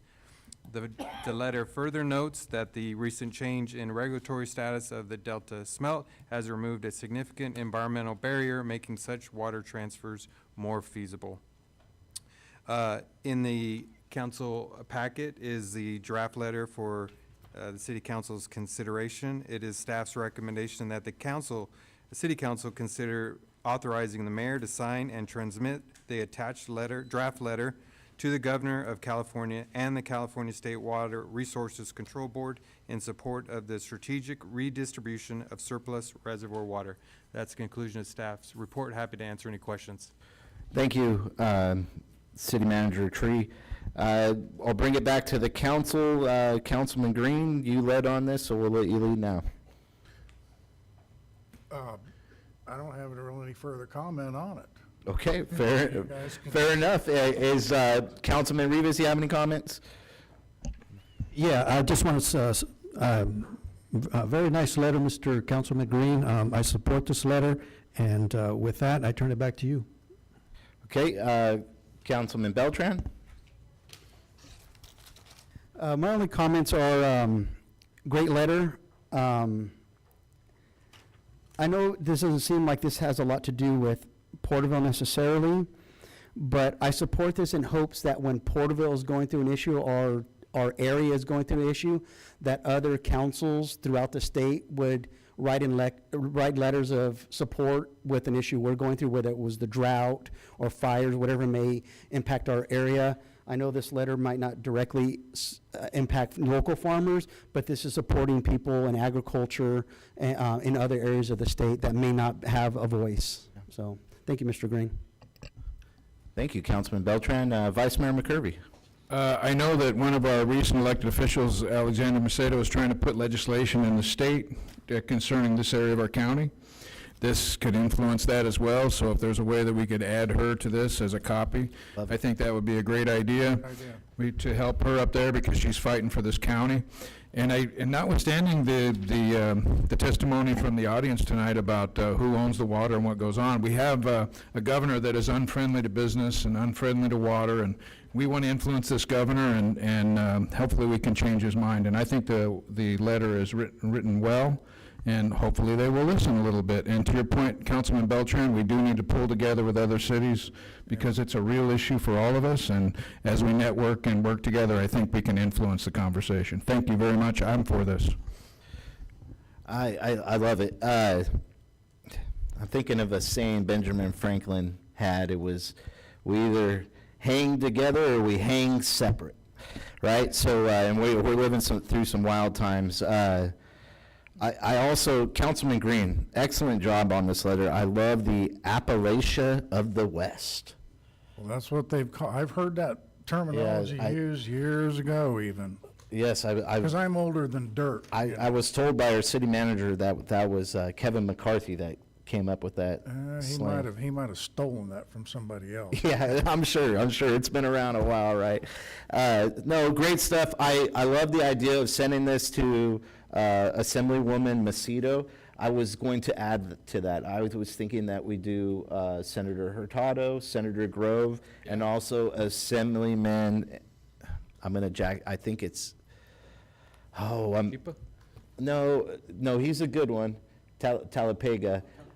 But I'm thinking out of Bakersfield, I want to say Ellis. Okay, I'm all for that. But I'm not, I can't, it's, his district is towards Bakersfield, but it reaches up into Tulare County. I want to say it's Stan Ellis, but I can't quite remember off the top of my head his full name. It is Stan Ellis? Thank you, Fernando. So I'd like to do letters to all the local representatives at the state level with Governor Newsom, if I could have that amendment. Councilman Green, if there's no other, Yeah, I just have one thing that might kind of help clear up. And the reason why I wrote this letter is because when there's the water exchangers from the west side of the San Joaquin Valley, when the state water project came through, they exchanged their water their riparian rights off of the Friant and San Joaquin Kings River. In years of drought, when they're cut back on the west side, and that's what made it so difficult for us here in that last drought, is because they were cut off practically completely with state water on the west side. So they exercised their rights off the Friant Dam, which took further water away from the east side of the San Joaquin Valley in the Friant Water Project. So we suffered once even further after they began to exercise their water rights off the Friant Dam. So that's one of the reasons why, if you wonder why, well, what does that water out there have to do with us over here? That's kind of the connection. I just want to explain that if somebody didn't quite know how that worked. Thank you. thank you for that, Mr. Green. And I also love how you also commented that the Delta smelt is now, the regulations on that's being lifted. And so it's even more reason to bring water down to this agricultural-based community, right? So with that, would you like to make a motion if there's no other comments? You want to lead the charge on this one? Yeah, I make a motion to accept the letter as written. With the amendments to go to the other, Yeah, to Macedo, yes. perfect. Absolutely. Okay, I'll second that. And if there's no other comments, we'll call for the vote. Passes 5-0. Okay, moving on to scheduled matter number 21. City Manager. Thank you, Your Honor. Item 21, the consideration of an extension of time to expend Special Purposes Reserve Fund for special events at the Porterville Navigation Center. I've asked Community Development Director, Ms. Calderon, to give the staff report. Thank you, Mr. Tree. So at its meeting of May 21st, 2024, the City Council approved a request by City Council Member Beltran to consider allocating funds for special purposes, special events from the Special Purposes Fund, Reserve Fund, in the amount of $5,000 for the use by the Porterville Navigation Center, and that's resolution number 26, 2024, when the expenditure deadline of December 2024. So since then, Kingsview staff has had 3 events totaling $1,595, and there's a balance of $3,404. And so due to the success of the events, they've seen good morale from the clients, and they would like to continue with these events and welcome an extension of the funds. And so at the meeting of May 5th, 2025, the City Council approved council members' request to bring this item back to council to today's meeting to discuss the remaining balance and whether it could be used for additional events, extending the use through the end of 2025. And so all the other provisions of Resolution 26, 2024 would remain unchanged. The funds would continue to be used as outlined in the attached draft resolution. And so the recommendation is that City Council adopt the attached draft resolution approving an extension of the time frame to expend the remaining funds of the $5,000 allocated from the fiscal 23-24 Special Purposes Reserve Fund for special events at the Porterville Navigation Center through December 2025. And the attached, the original reso and the attached draft reso are there for your review. Thank you, Director Calderon. You know, I think this is a great thing. I'm going to go ahead and just, for the sanctity of time, make a motion that we go with staff recommendation on this. I think we're all in support, and before we go into the comments, do you have anything there? Make it short.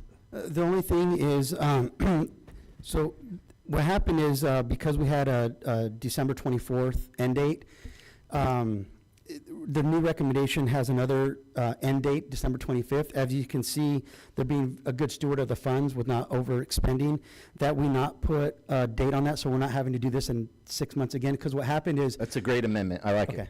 I won't have to... So is that a second? We have a first and a second? For no end date, yeah. Okay. You guys good with that? So just through the expenditure It's the expenditure of the funds. Perfect. Okay, if there's no other comments, we'll call for the vote. Passes 5-0. Okay, moving on to scheduled matter number 22, City Manager. Thank you, Mayor. This is the third scheduled matter. Item number 22, review of adopted budget calendar for fiscal year 2025-2026 and consideration of an alternative schedule. At the meeting of February 18th, 2025, the City Council approved the attached budget calendar for fiscal year 2025-2026, which outlines key milestones for the preparation, review, and adoption of the city's annual budget. In accordance with Section 51 of the City Charter, this schedule provides for submission of revenues and expenditure estimates not later than 30 days prior to the end of the fiscal year, with preliminary budget presented to the council on June 3rd, 2025, and the final adoption scheduled for June 17th, 2025. While Section 51 of the City Charter requires the adoption of a general budget, it does not specify the duration of the adoption period.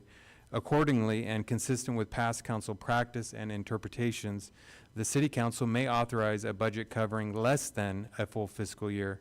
This approach has been used twice in the last 5 years, first in 2020 and second in 2023, where the City Council adopted a provisional interim budget to allow operations to continue while the full year budget was finalized. Given the current operational demands, including the transition of the city manager position, active labor negotiations, and the evolving program needs, staff is proposing for council's consideration a continuance of the fiscal year 2024-2025 budget for the first quarter of fiscal year 25-26. This continuation would provide stability and legal compliance while allowing additional time to complete a refined and strategic financial plan. The interim budget will ensure continuity of operations while staff incorporates updated labor projection and city council priorities. The proposed schedule in the agenda is designed to support a transparent, participatory, and collaborative budget development process. It includes multiple opportunities for council discussion, public engagement, and iterative review, leading to adoption of a final budget that aligns with long-term fiscal goals and community needs. We've provided some dates for the council consideration of what the alternative schedule would look like. It's staff's recommendation that, one, confirm the proposed budget calendar for fiscal year 2025-26 as approved at the February 18th, 2025 City Council meeting, or two, consider and approve an alternative budget schedule as presented by staff based on current operational needs and organizational conditions. That's the conclusion of staff report. Happy to answer any questions. Thank you, City Manager Tree. Bringing it back to council,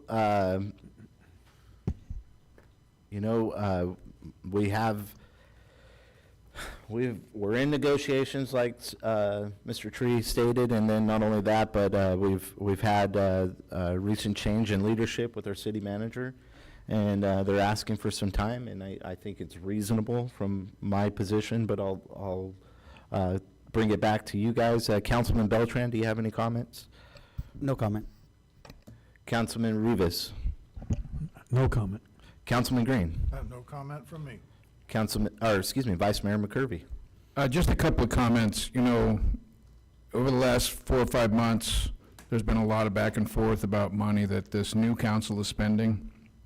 And so I asked for a budget review, and we did have a special meeting for a budget review a few weeks ago, and it turned out to be a very high-level overview. It wasn't really what I was looking for, but it accomplished some goals. It did help me to understand what I noticed over the last 4 or 5 years now is we have a structural problem with our budget because it continues to grow, and the reserves are continuing to be challenged each year over the last 4 or 5 years. So we really need to look at this closer, especially with the new leadership and the new council. We need to make sure that we identify what those structural problems are so that we don't fight over the crumbs, and we look at some of the structural problems like the transition from recycling to not recycling, which is $1 million hit every year.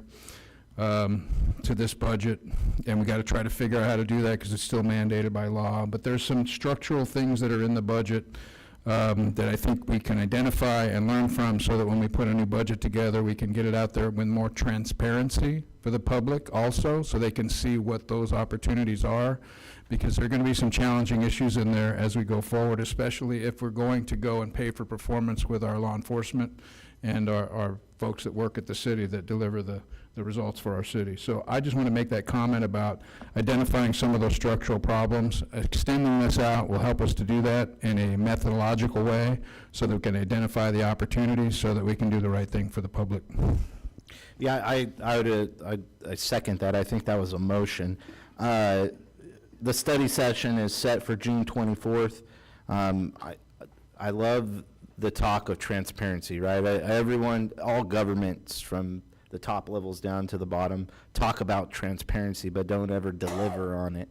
And so we have an opportunity to deliver in that fashion and really bring the people in to give an insight view on what our budget actually looks like at a deeper level. I'm excited for that, because it's going to be a learning opportunity for all of us. And from there, we'll only grow. With that, I'll make a motion to go with staff recommendation if there's no other comments. I'll second that, Mr. Mayor. Okay. Mayor, just to clarify, we gave two options. One, to stay with the proposed schedule that was adopted on February, or number two, choice number two is the alternative approach. Okay, my motion is for alternative approach, number 2. I will second that. Okay, if there's no other comments, we'll call for the vote. Passes 5-0. Okay, moving on to schedule matter number 23, city manager. Pastor City Attorney to provide the staff report. Thank you, City Manager Tree, Mayor, members of the council. On May 5th, 2025, the City Council appointed Richard Tree, the city's current Director of Transportation, to serve as acting city manager effective May 14th, 2025, and directed that an agreement for Mr. Tree to serve as interim city manager until a permanent city manager appointment is made be considered at a future meeting. In order to ensure an expeditious and smooth transition, the city attorney, in coordination with Mr. Tree's input, has put together a draft agreement for interim city manager services. The attached agreement establishes Mr. Tree's appointment as interim city manager beginning May 24th, 2025, and that's the time that the current interim city manager's formal employment with the city will end, and continuing until a permanent city manager is appointed, or until December 31st, 2025, whichever occurs first. Mr. Tree would also continue to serve in his role as Director of Transportation during this interim appointment. The agreement provides for a 10% adjustment to Mr. Tree's current salary in consideration of his interim city manager role, and contains additional terms addressing his dual role responsibilities, benefits, and other customary terms applicable to executive level service. The proposed terms of the agreement have also been considered by the city's Finance and Human Resources departments for consistency with the city's standard employment practices and for compliance with legal and retirement system requirements. The recommendation tonight is that the City Council review and consider the draft agreement and any potential changes it wishes to make, consider whether to approve the employment agreement between the City of Porterville and Richard Tree for interim city manager as proposed or amended, and authorize the mayor to execute the agreement. Thank you. Thank you, City Attorney. We'll bring it back to the council. Councilman Rivas, do you have any comments?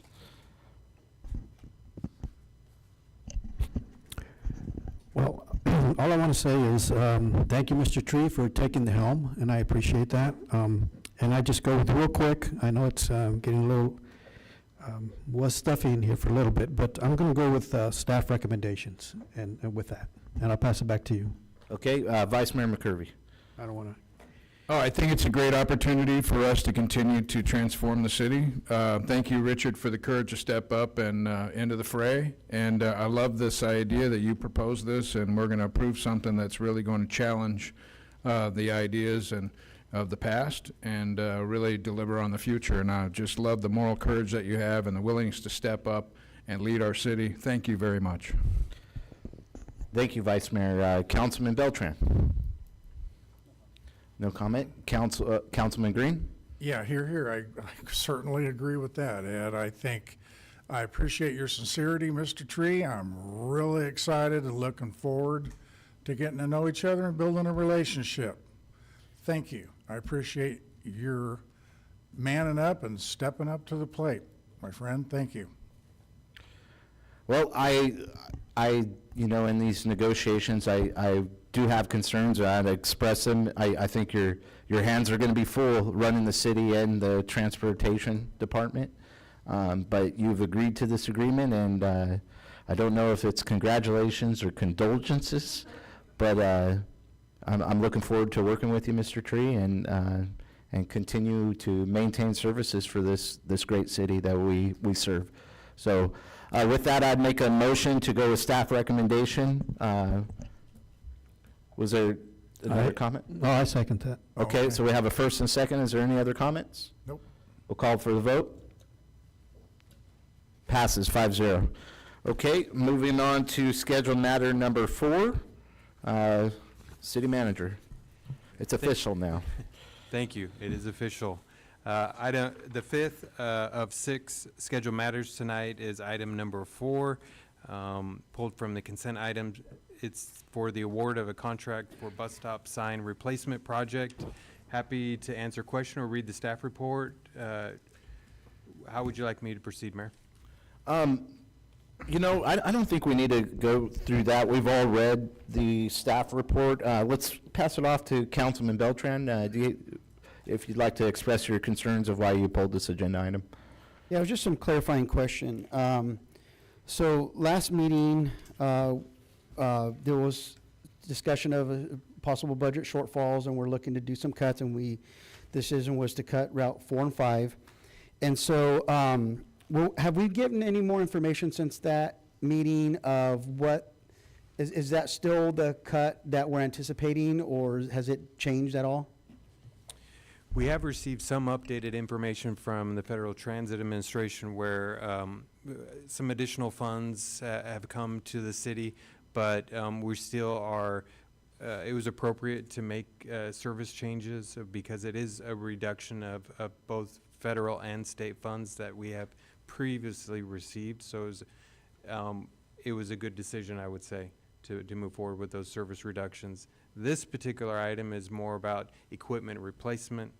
We're in need of replacing the bus stop signage, and it has been scheduled. It's part of our capital improvement program, which is separate from our operating budget. And so this is more of a capital project than operating. Well, so in the last meeting, we weren't really given a timeline as far as how often that will be reviewed. Is it like a 60 days of when those adjustments will be looked at? Is it 30 days? Is it 90 days? Do you know when we'll kind of get feedback on, because we said that we could adapt to if there's some financial changes that we maybe could go back and review that. Do you have an idea of when those timeframes might look like? Yes, sir. We will provide updates during our new alternative schedule. When we look at the entire city budget, which includes the transit department budget, we'll provide you updated projections, updated figures for you to have an informed decision. Thank you. And lastly, for clarification,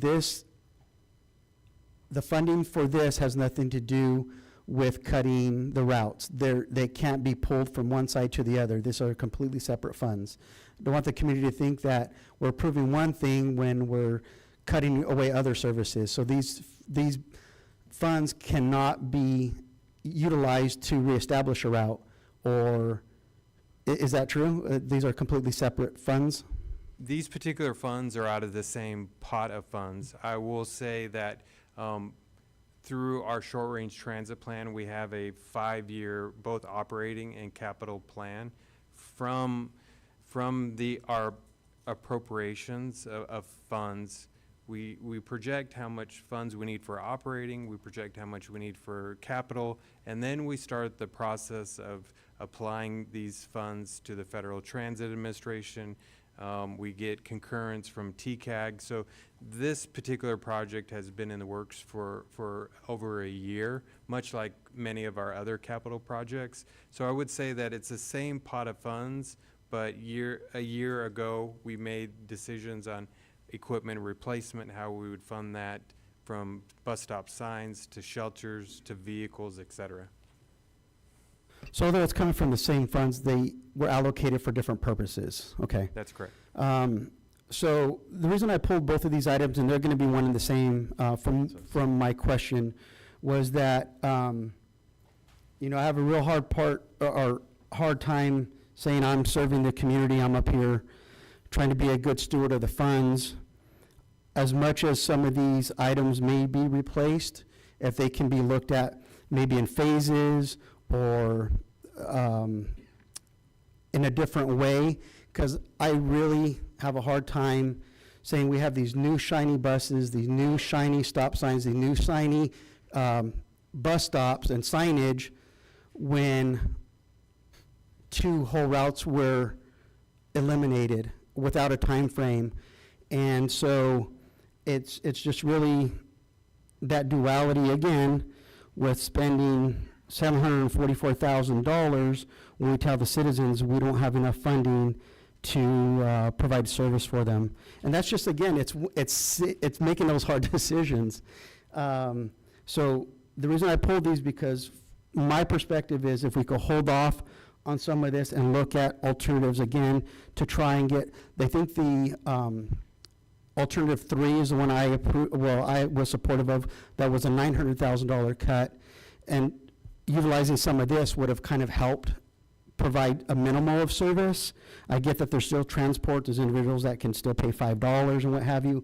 It's just, I have a hard time looking at myself in the mirror going, look at these nice shiny stops and benches, and yet people are cut out of service to a healthcare facility. I get it that people who have appointments do have a free ride, but it's for those emergencies or things that come up with a sick child. They don't have access like that. And so when something like this comes up, I think it's kind of this whiplash effect of, well, we don't have money, but yeah, we do have money. And so it's just, again, for the public, these aren't easy decisions. You know, I don't envy when we say some of the stuff we have to deal with. So I pulled these items because I do struggle with saying, these are going to be nice, shiny stops, but you guys aren't getting a ride. So that's why I pulled these items. You know, it sparks my imagination. These are one-time expenditures. How often do we replace these? Yes, Mayor. You know, most of our capital equipment has a 10-year, 14-year lifespan. And so you may have noticed that most of our bus stop signage is either missing or completely. They're pretty beat up. Dated. Right, so we're at this decade time where we need to make a replacement. We need to make a one-time expenditure for a decade, and it's going to cost around $750,000 between both agenda items. Now, how much does it cost run one route annually? Approximately $700,000. So we're talking about $1.4 million annually compared to a one-time expenditure. Correct. Okay, so just the comparison, I would like to draw that line.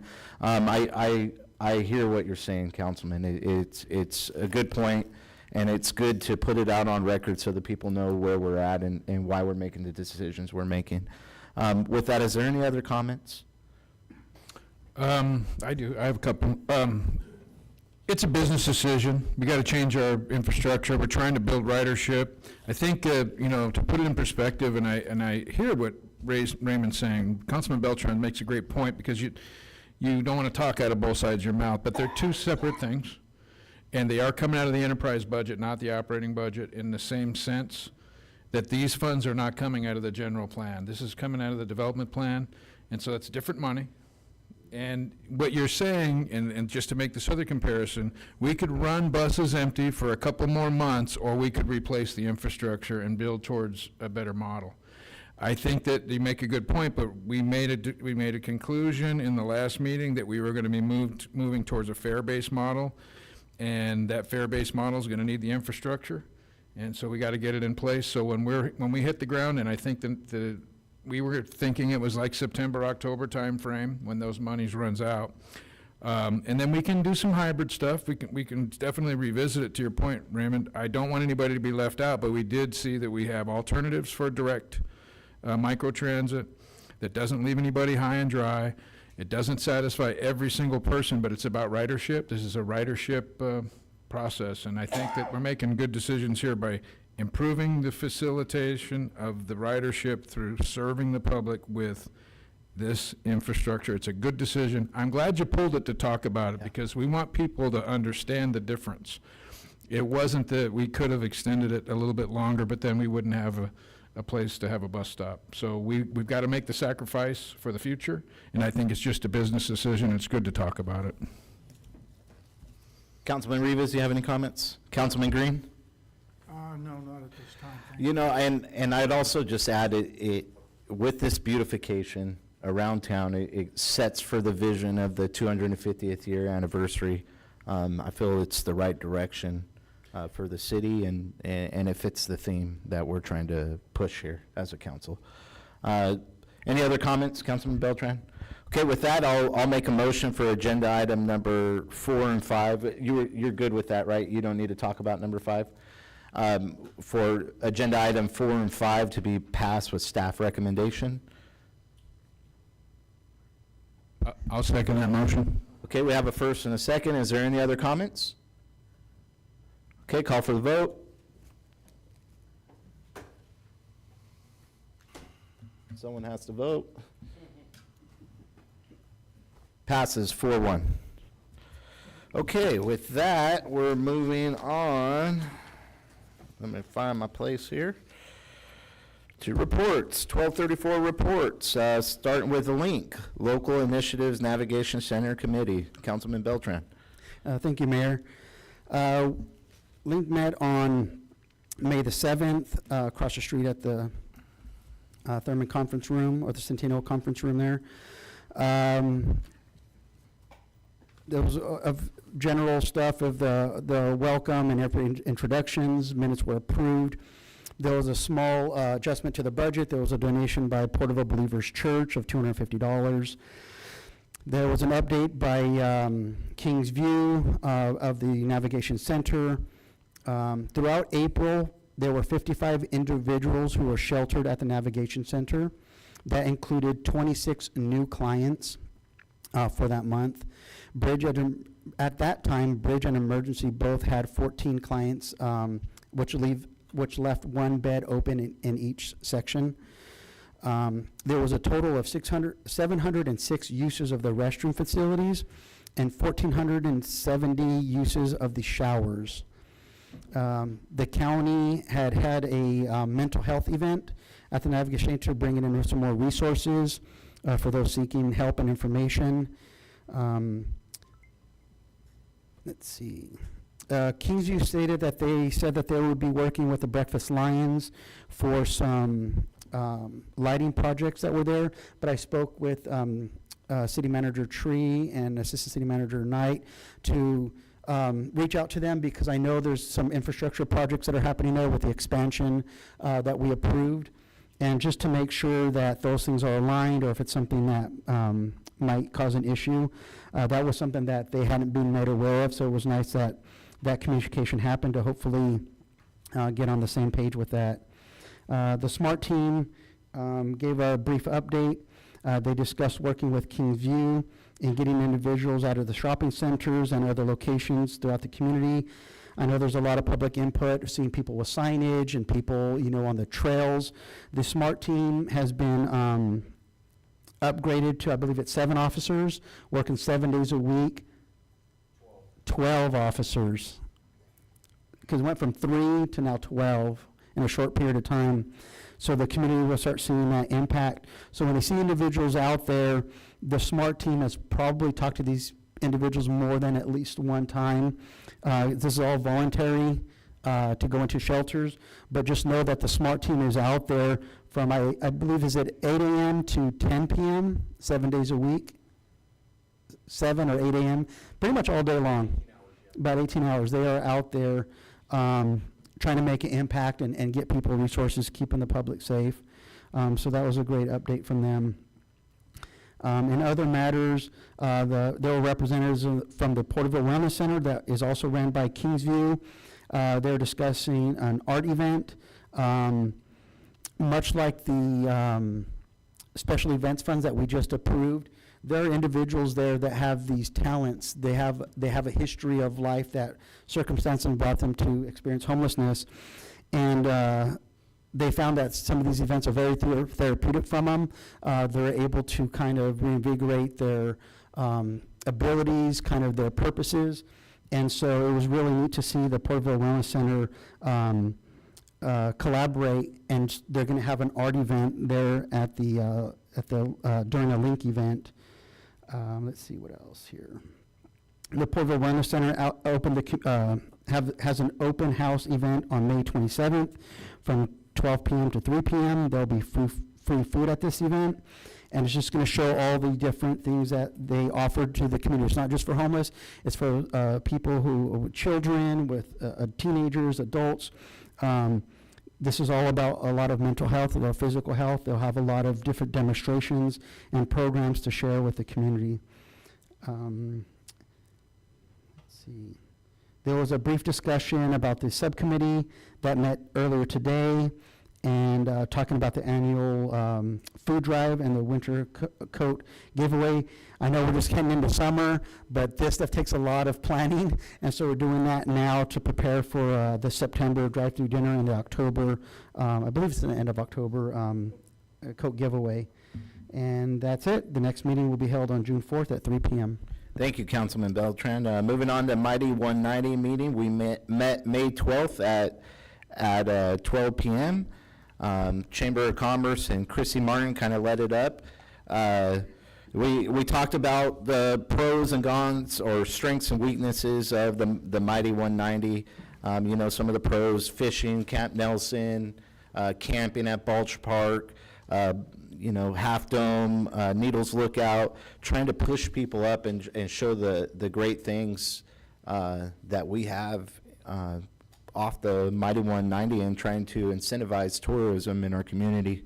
We also talked about weaknesses. The main weakness we heard was the road infrastructure and the ability to handle a lot of pedestrians traveling up and down the 190. It's kind of an interesting group that comes together, because you have the Springville Chamber of Commerce and you have different people from all over, and so it's almost like there's some individuals that are going, no, we don't want tourism, and then some that are saying, yeah, we want this. So it's kind of an interesting group. Some cool things I learned was Discover Tulare County app, and it shows the Mighty 190 as a destination on this on this app. And so the app is ran by the county, but if you go on there, you could look at different locations along the 190. That's pretty neat. I think that we need to do a better job, in my opinion, in this committee of advertising or marketing, and using, maybe pay for ads on Facebook, social media, Google, those kinds of things, to get more people seeing it, and really, you advertise Balch Park as a camping space, fishing grounds. That's just a great selling point in our community, and trying to bring people in. I ended up having to leave the meeting. I was there for about an hour and a half. I know Director Calderon was there, and City Manager Tree was there. Do you guys have any comments that you would like to add to the meeting that I missed? Yeah, just a couple comments. Typically don't enjoy 3-hour meetings, but I will say thank you to the Chamber and the county staff for guiding the stakeholders through a strategic planning event. They were able to draw out what is important, what should we start working on right away. I'll be happy to report that by the end of the meeting, there was a strategic plan developed, and that the Chamber is going to be reaching out to stakeholders to present this plan to stakeholders, and then we get to work. Okay. Now I'm interested what the plan is. Awesome. Okay, we'll move on from the, Claudia, do you have any comments? Ms. Calderon? No, it's covered. Okay, thank you. All right, moving on to Tulare County Associations of Governments, or TCAG, which was myself. I know Councilman Rivas was there, and City Manager Tree was also there. Some of the things that portrayed to the city. We went over, we had a presentation on roundabouts. They're claimed to be safer and cheaper, even though the costs have risen to $8 million a roundabout now, so it's quite interesting. Some of the things that came out, I've heard a lot of people say that, and one real conversation was the one going on 65 coming into Tulare, where it narrows down, and it's kind of a sketchy roundabout. It's really tight. And Pete Vanderpool, man, he is the tip of the spear when it comes to some of these issues. So he is concerned that is in his district, and he had some comments on it. With that, we have a delay for next fiscal year for the west realignment, which is the road that's going to be out by the casino and connecting to Westwood. That is out for a year because of environmental. The roundabout at Lindsay and Highway 65 has been pushed out to 27-28. I think that portrays our community, because if you're going to Visalia or Tulare, it's on our route. Fall of this year, Westwood 190 roundabout should be, was it out to bid, or is it going to start construction? For which one, sir? Sorry, Mayor? The Westwood 190 roundabout? I believe it's getting ready to go out to bid with expected construction in the fall. Okay, so that's what I have here. I should have wrote construction. And then in June,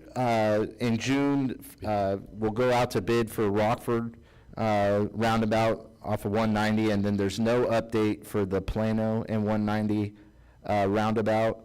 And then there was also comments about the farm to market bill that is being pushed forward in Congress right now, and it's going to be for our roads. TCAG had a lobbying effort. It was great to hear our county supervisor Dennis Townsend and our chair Rudy Mendoza share the story and how they're trying to make an impact to bring that funding for our roads and critical infrastructure in our county. With that, I'll end, and we'll move on to oral communication. If there's anyone that'd like to come forward at this time, you'll be limited to 3 minutes. Brock Neely, address on record. As you can see on my phone, that is the official 250th celebration flag.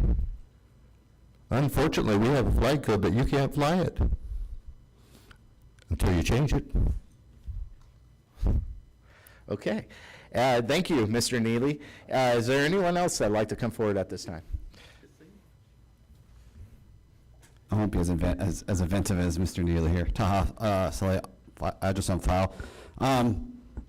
This is a great opportunity to address everybody in the room. So I wanted to thank the chief and the staff. We've had a lot of interactions with the police these last couple of weeks, and they've been nothing but professional. At times where I had personal issues and business issues. So I wanted to thank them very much for their service and what they do for our community.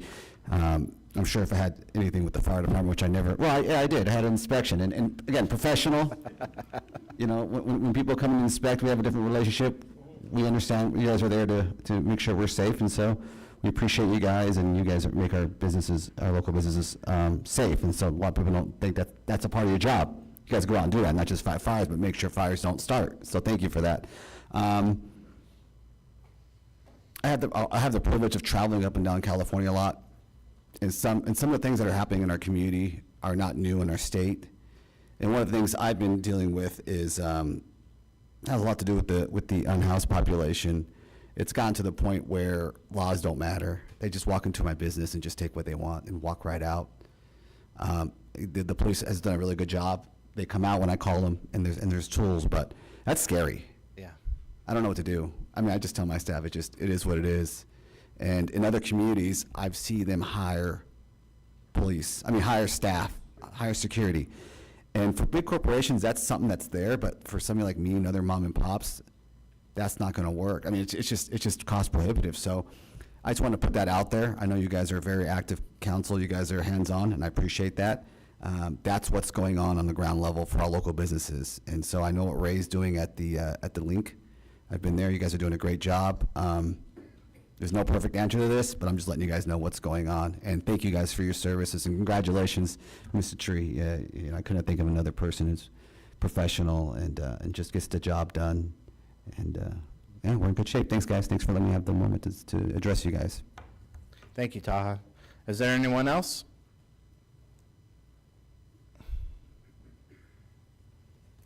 Good evening. The reason why we are here is that we thought that Could you please speak in the mic, sir? we thought that we are in the agenda. That's what they told us when we give our payment right there in the office behind this one, that it will be scheduled, what they call that? Could you our please request state, of could you please modification. state your name for the record? My name is Wayne Picar, and pastor of Temple of Praise. Go ahead, sir. Located right here in Avenue 152. The address is 22213. And that is a new church. And we are requesting a modification of the enclosure of the bin, because we are only using 5 hours a month. Oh, no, I'm sorry. 5 hours a week, 3 hours on Sunday, and 2 hours on Friday. So we are trying to request modification on that one, and they told us that it will be on this meeting, so we are right here. But we found out that it's not included, so I'm just telling you that we are here for that purpose. Thank you, Mr. Kapar. If you would like to leave your information with staff, I think that'll serve you well. Okay, thank you. Just to provide some clarification, so it is a public hearing that is scheduled for the next council meeting, Oh, for the June 3rd. there's an answer to your question. Right. So it's not- Did you hear? It's not for this council meeting, it's been noticed for the June 3rd council meeting. Sorry for the inconvenience or any miscommunication. Yeah, but I'm sorry, but when they told us it's this, because I have the date that they gave us the date, the next session or meeting for the council meeting, and we look at on the schedule, this is supposed to be, but Okay, If not sorry for the included. misunderstanding, sir. You had your time, and if you have any other questions, you could leave your information with the staff. Okay, thank you. Other matters. Okay, so with that, is there anyone online? Fernando? No, Your Honor. Okay, we'll move on to other matters. Vice Mayor McCurvey. Oh, yeah, thank you. Fernando, thanks for getting the AC going on again. Thank you. Yes, teamwork. Nice job, you guys. Yeah, we got through it. And summer's coming, so it's not even hot yet, right? Thank you, Mayor, for entrusting me with the gavel today. Hope I did a good job on that. Got out of the boat and tried to do it, and that's a good experience. Thank you. You know, I heard from Taha directly about, this conversation we continue to have about homelessness. I think we're making great progress on this. I don't know how to measure it, but I love the great report that we're getting from the Link Committee. It seems to me the transformation is underway. We've got a lot of goodwill, and we're serving a lot of people. And I think that we're getting some results, not only on law and order, but also in helping folks get off the street. And now there's some more money coming down the pipe. Hopefully that will help us some more. So I'm very excited about that. I went to the Royal Daughters Community Reach recently to help them with their ribbon cutting. They're now going to be meeting at the Baptist Church.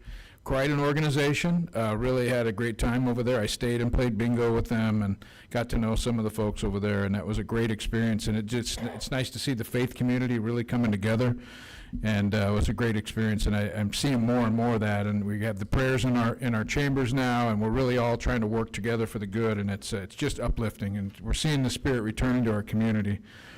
I noticed on the agenda tonight we have this digitizing the Porterville Recorder and other documents. I was very surprised to hear that that's been kicked off the agenda for a few years, because I think it's a high priority, and it's very nice to see that getting on the agenda and getting done now, because we have a very important newspaper in our city, and it's independent, it's barely alive, This is the kind of thing that records the things that are going on in our community and goes with the heritage and the spirit of our community, and we're going to be able to help recover some of that information that was damaged in the fire. And I'm just glad that the city's able to really move forward on that, even really concerned about why that hasn't been moved forward before, but I'm glad to see that we're doing it now. We had a great moment to talk with the Fair Board this week. We were invited out by Seton, Dennis Seton, and we were able to tour the fair, look at what's going on out there and all the progress they've made. We had some great conversations, and I thought it was great to get to reconnect with the Fair Board, because there has been maybe gaps in communications in recent times, so it's nice to be able to go out there and see their success, to see all those kids out there with their animals competing and taking care of business. The weird thing this year was that they didn't have any chickens, and they didn't have any dairy cows, because the state of California said, no, bird flu, can't have them. So we'll see where that goes next year. They're hoping to expand a little bit, but it was a great conversation. We got to see the facilities.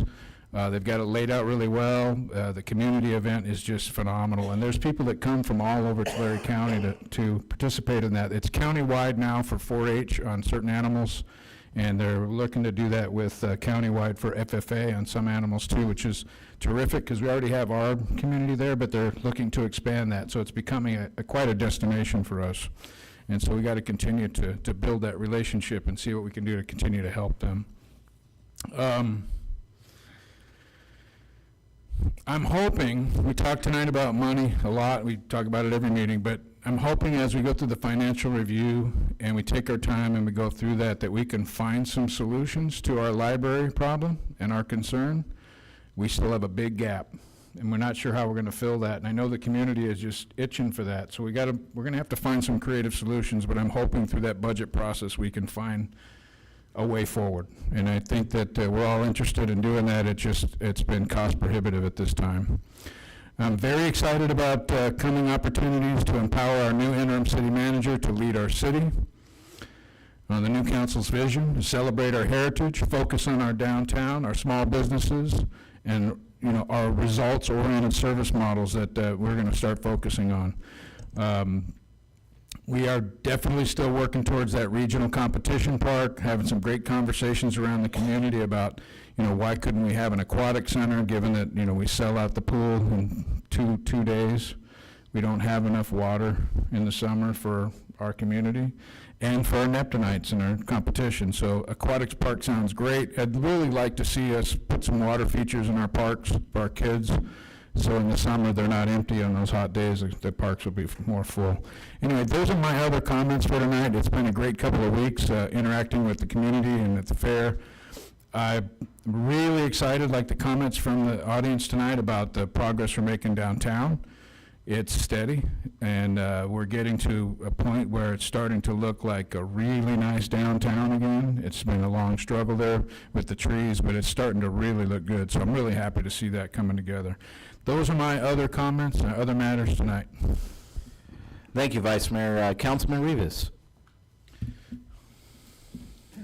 I just want to say thank you, Mr. Tree, for stepping up for the plate again. How can I beat that summarization of Mr.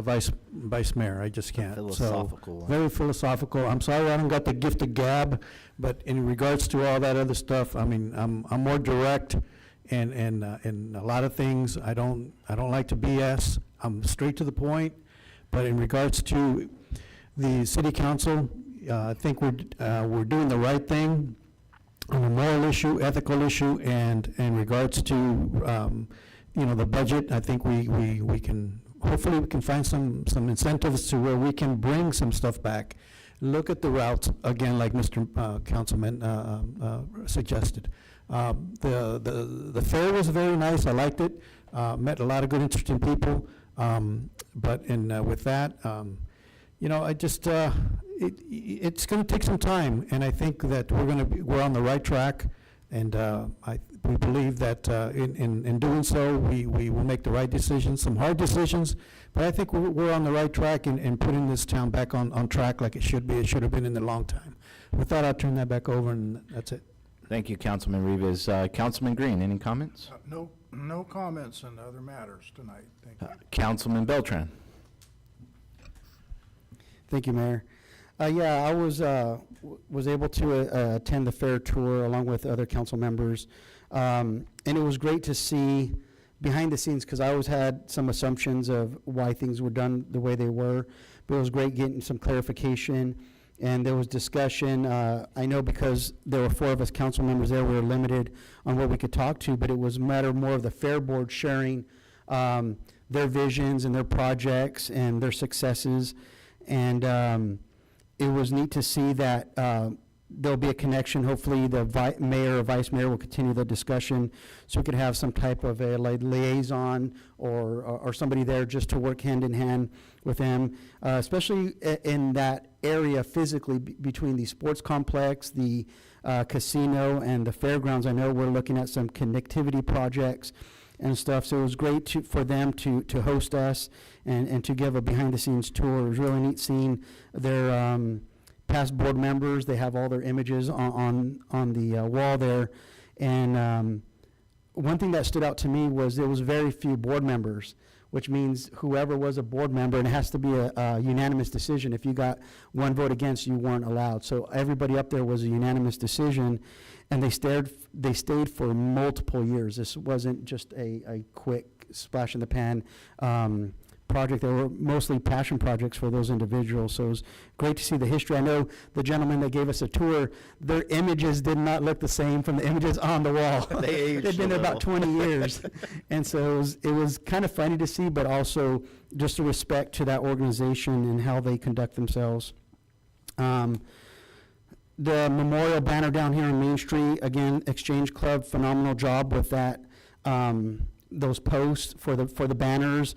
It has a great look and aesthetic to downtown. And coming this Friday here at Centennial Park at noon, we will be doing the military banner ceremony.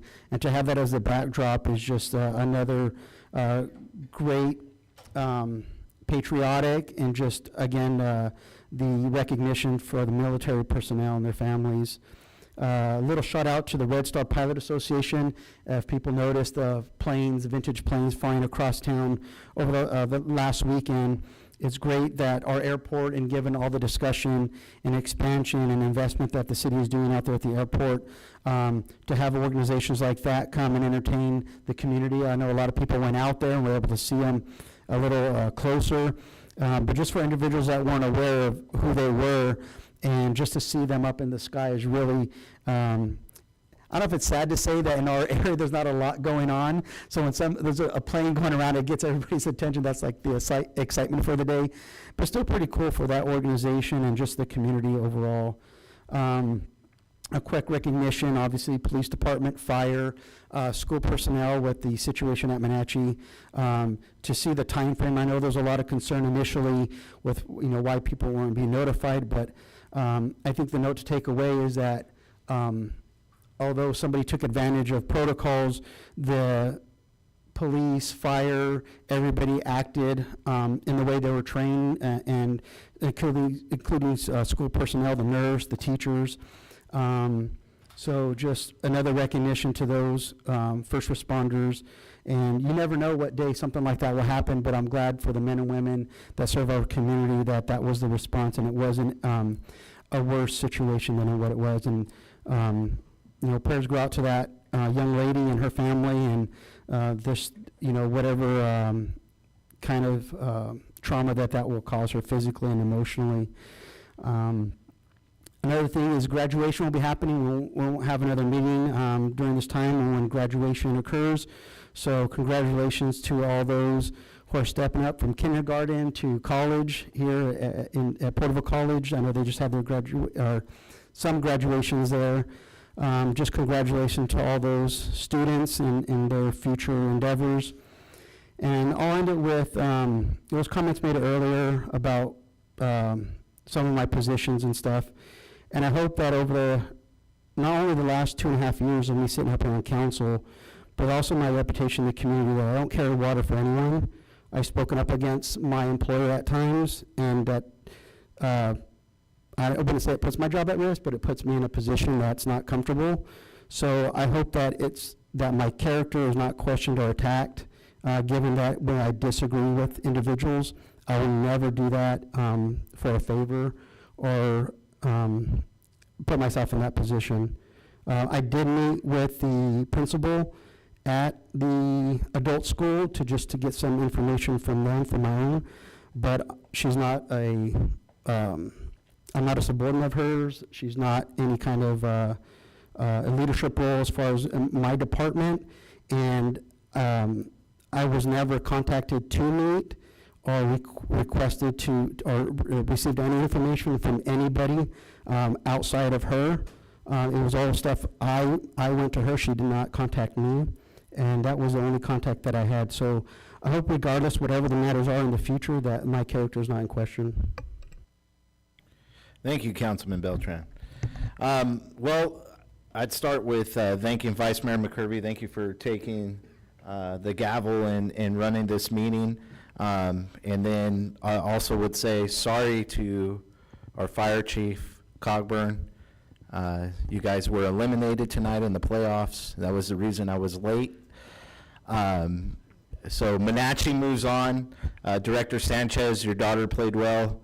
It was a good game. Well, 3-1. So it was a good game, good hard-fought battle. Some great talent, a lot of fun. I'm glad I didn't miss it. And so thank you for stepping up and running the meeting, Vice Mayor. Congratulations to our new acting city manager, Tree. Looking forward to seeing what we can't get accomplished here. And already have hit the ground running, so thank you, sir. With that, the concern with the homeless, it's a priority for all of us. My biggest issue, and I know you see it as well, is we have new individuals being dropped off in town. And it's a major concern, and we have to start really looking at it and see what's going on here. There are new faces. I'm hearing it from constituents all over, and it's a major concern, and it's something that needs to be addressed.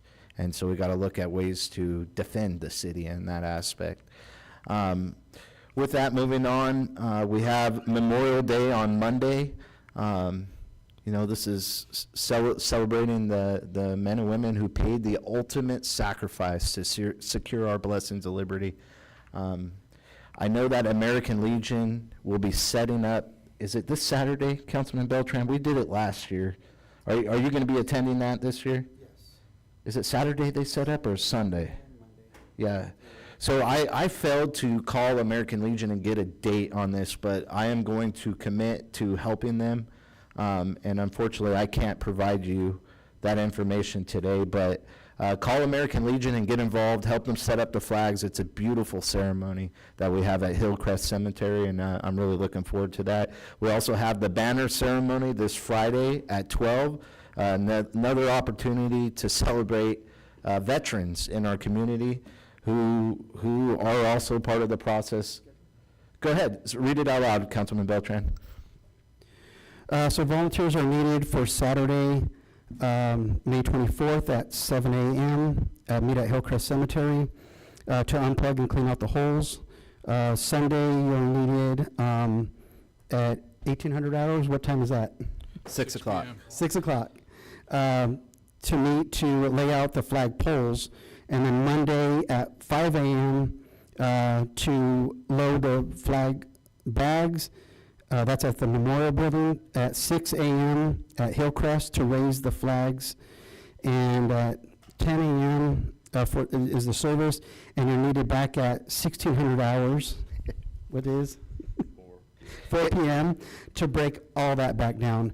And sorry, I don't want to say. No, go ahead. You're doing good. The veterans that do this, the Legion, these gentlemen are getting older, and they have a lot of will to continue it, but it's really hard on them. So there's a lot of organizations that come up. If you could come out for just one part of that, or you can come out to all of them, the need is there. It's a back-breaking, especially the poles and the flags part in the last day. It's all done at one shot. So if you can find it in yourself to come and serve, it's really cool. Thank you for that, Councilman Beltran. And yes, I will be out there helping. And And then with the banner ceremony Friday, it's another time to celebrate the veterans in our community. Really looking forward to that. I received a update from the Public Works Director of Tulare City. The men that I helped in the vehicle accident are, the driver is finally out of the hospital. He had punctured lungs. They're trying to get me in to recognize what I did, and they're not gonna get me. So, it's cool though to hear that they're doing good. The one guy did break his back, and the other one had punctured lungs, and so they are both out of the hospital now, and it's great news to hear that. Had a great time touring the fair with Dennis Sexton and Mitch Brown. I finally get to meet Mitch Brown in person. That was really cool. They gave us a tour, showed us the room that was kind of like, sacred to them, right, in the boardroom, and really cool. Also got to see some of the projects, and hopefully, as a council, we get to apply some common sense and discretion in the future. We're gonna see what comes of it. Exciting stuff with the fair. We wanna see them be successful. We wanna see them grow. So, we also, I went and tried to meet with the tribe on May 14th. Unfortunately, the tribal council did not show. Neil Pyrone did come out and have communications with us. There's some real concerns as far as projects that are going on out at the casino without even talking to the city of Porterville. It's a concern of mine. It's going to have an impact on our community, on our sewage, our water. And so we really have to address those and continue to develop a good working partnership between each other. And then I also got the opportunity to fly with the Red Stars. What day was that? I can't. Friday. Yes. So that was a lot of fun. No, it wasn't Friday. It was Saturday. A lot of fun with those guys. It's interesting because they don't want the community involved. It's not, because I told them, man, let's make this a civic event. Let's get people out here and watch this. And they said, no, this is training. We're like Kyle Fire over here. We're doing training and flying in formation. To have a civic event then would be a air show, and it totally changes the whole game. So it was interesting to hear them. They come out, they shop locally, they stay in hotels locally, they boost our economy, and they are great pilots. The guy I flew with flies for United Air. He flies a F-37, and man, he's a talented flyer. We hit a corner. It was kind of interesting. I'll give the signs. I was in the second plane off the lead, and lead was a Navy pilot. And he'd give a signal like this. He'd go like this, and then he'd do a 5, and then he'd go, and then he'd hit it, bank. And we're doing it at 170 knots, which is almost 200 miles an hour. And so it really pulls on you. It was exciting time with those gentlemen. They treated me very well, and would be excited to fly with them again in the future if they would allow it. With that, that's all I have for other matters. Pass it off to City Manager. Do you have any comments? Thank you, Mayor. Just a couple comments. First, thank you for the opportunity to continue to serve this community, born and raised in this community. This is a new capacity, but I'm up for the challenge. Staff, we're going to focus on improvements, and we're going to measure those. I want to thank staff for their support that they've given, and we'll continue to work hard for the council. I did want to highlight that tomorrow, between 5:30 and 7 p.m., we're holding a workshop on our active transportation plan.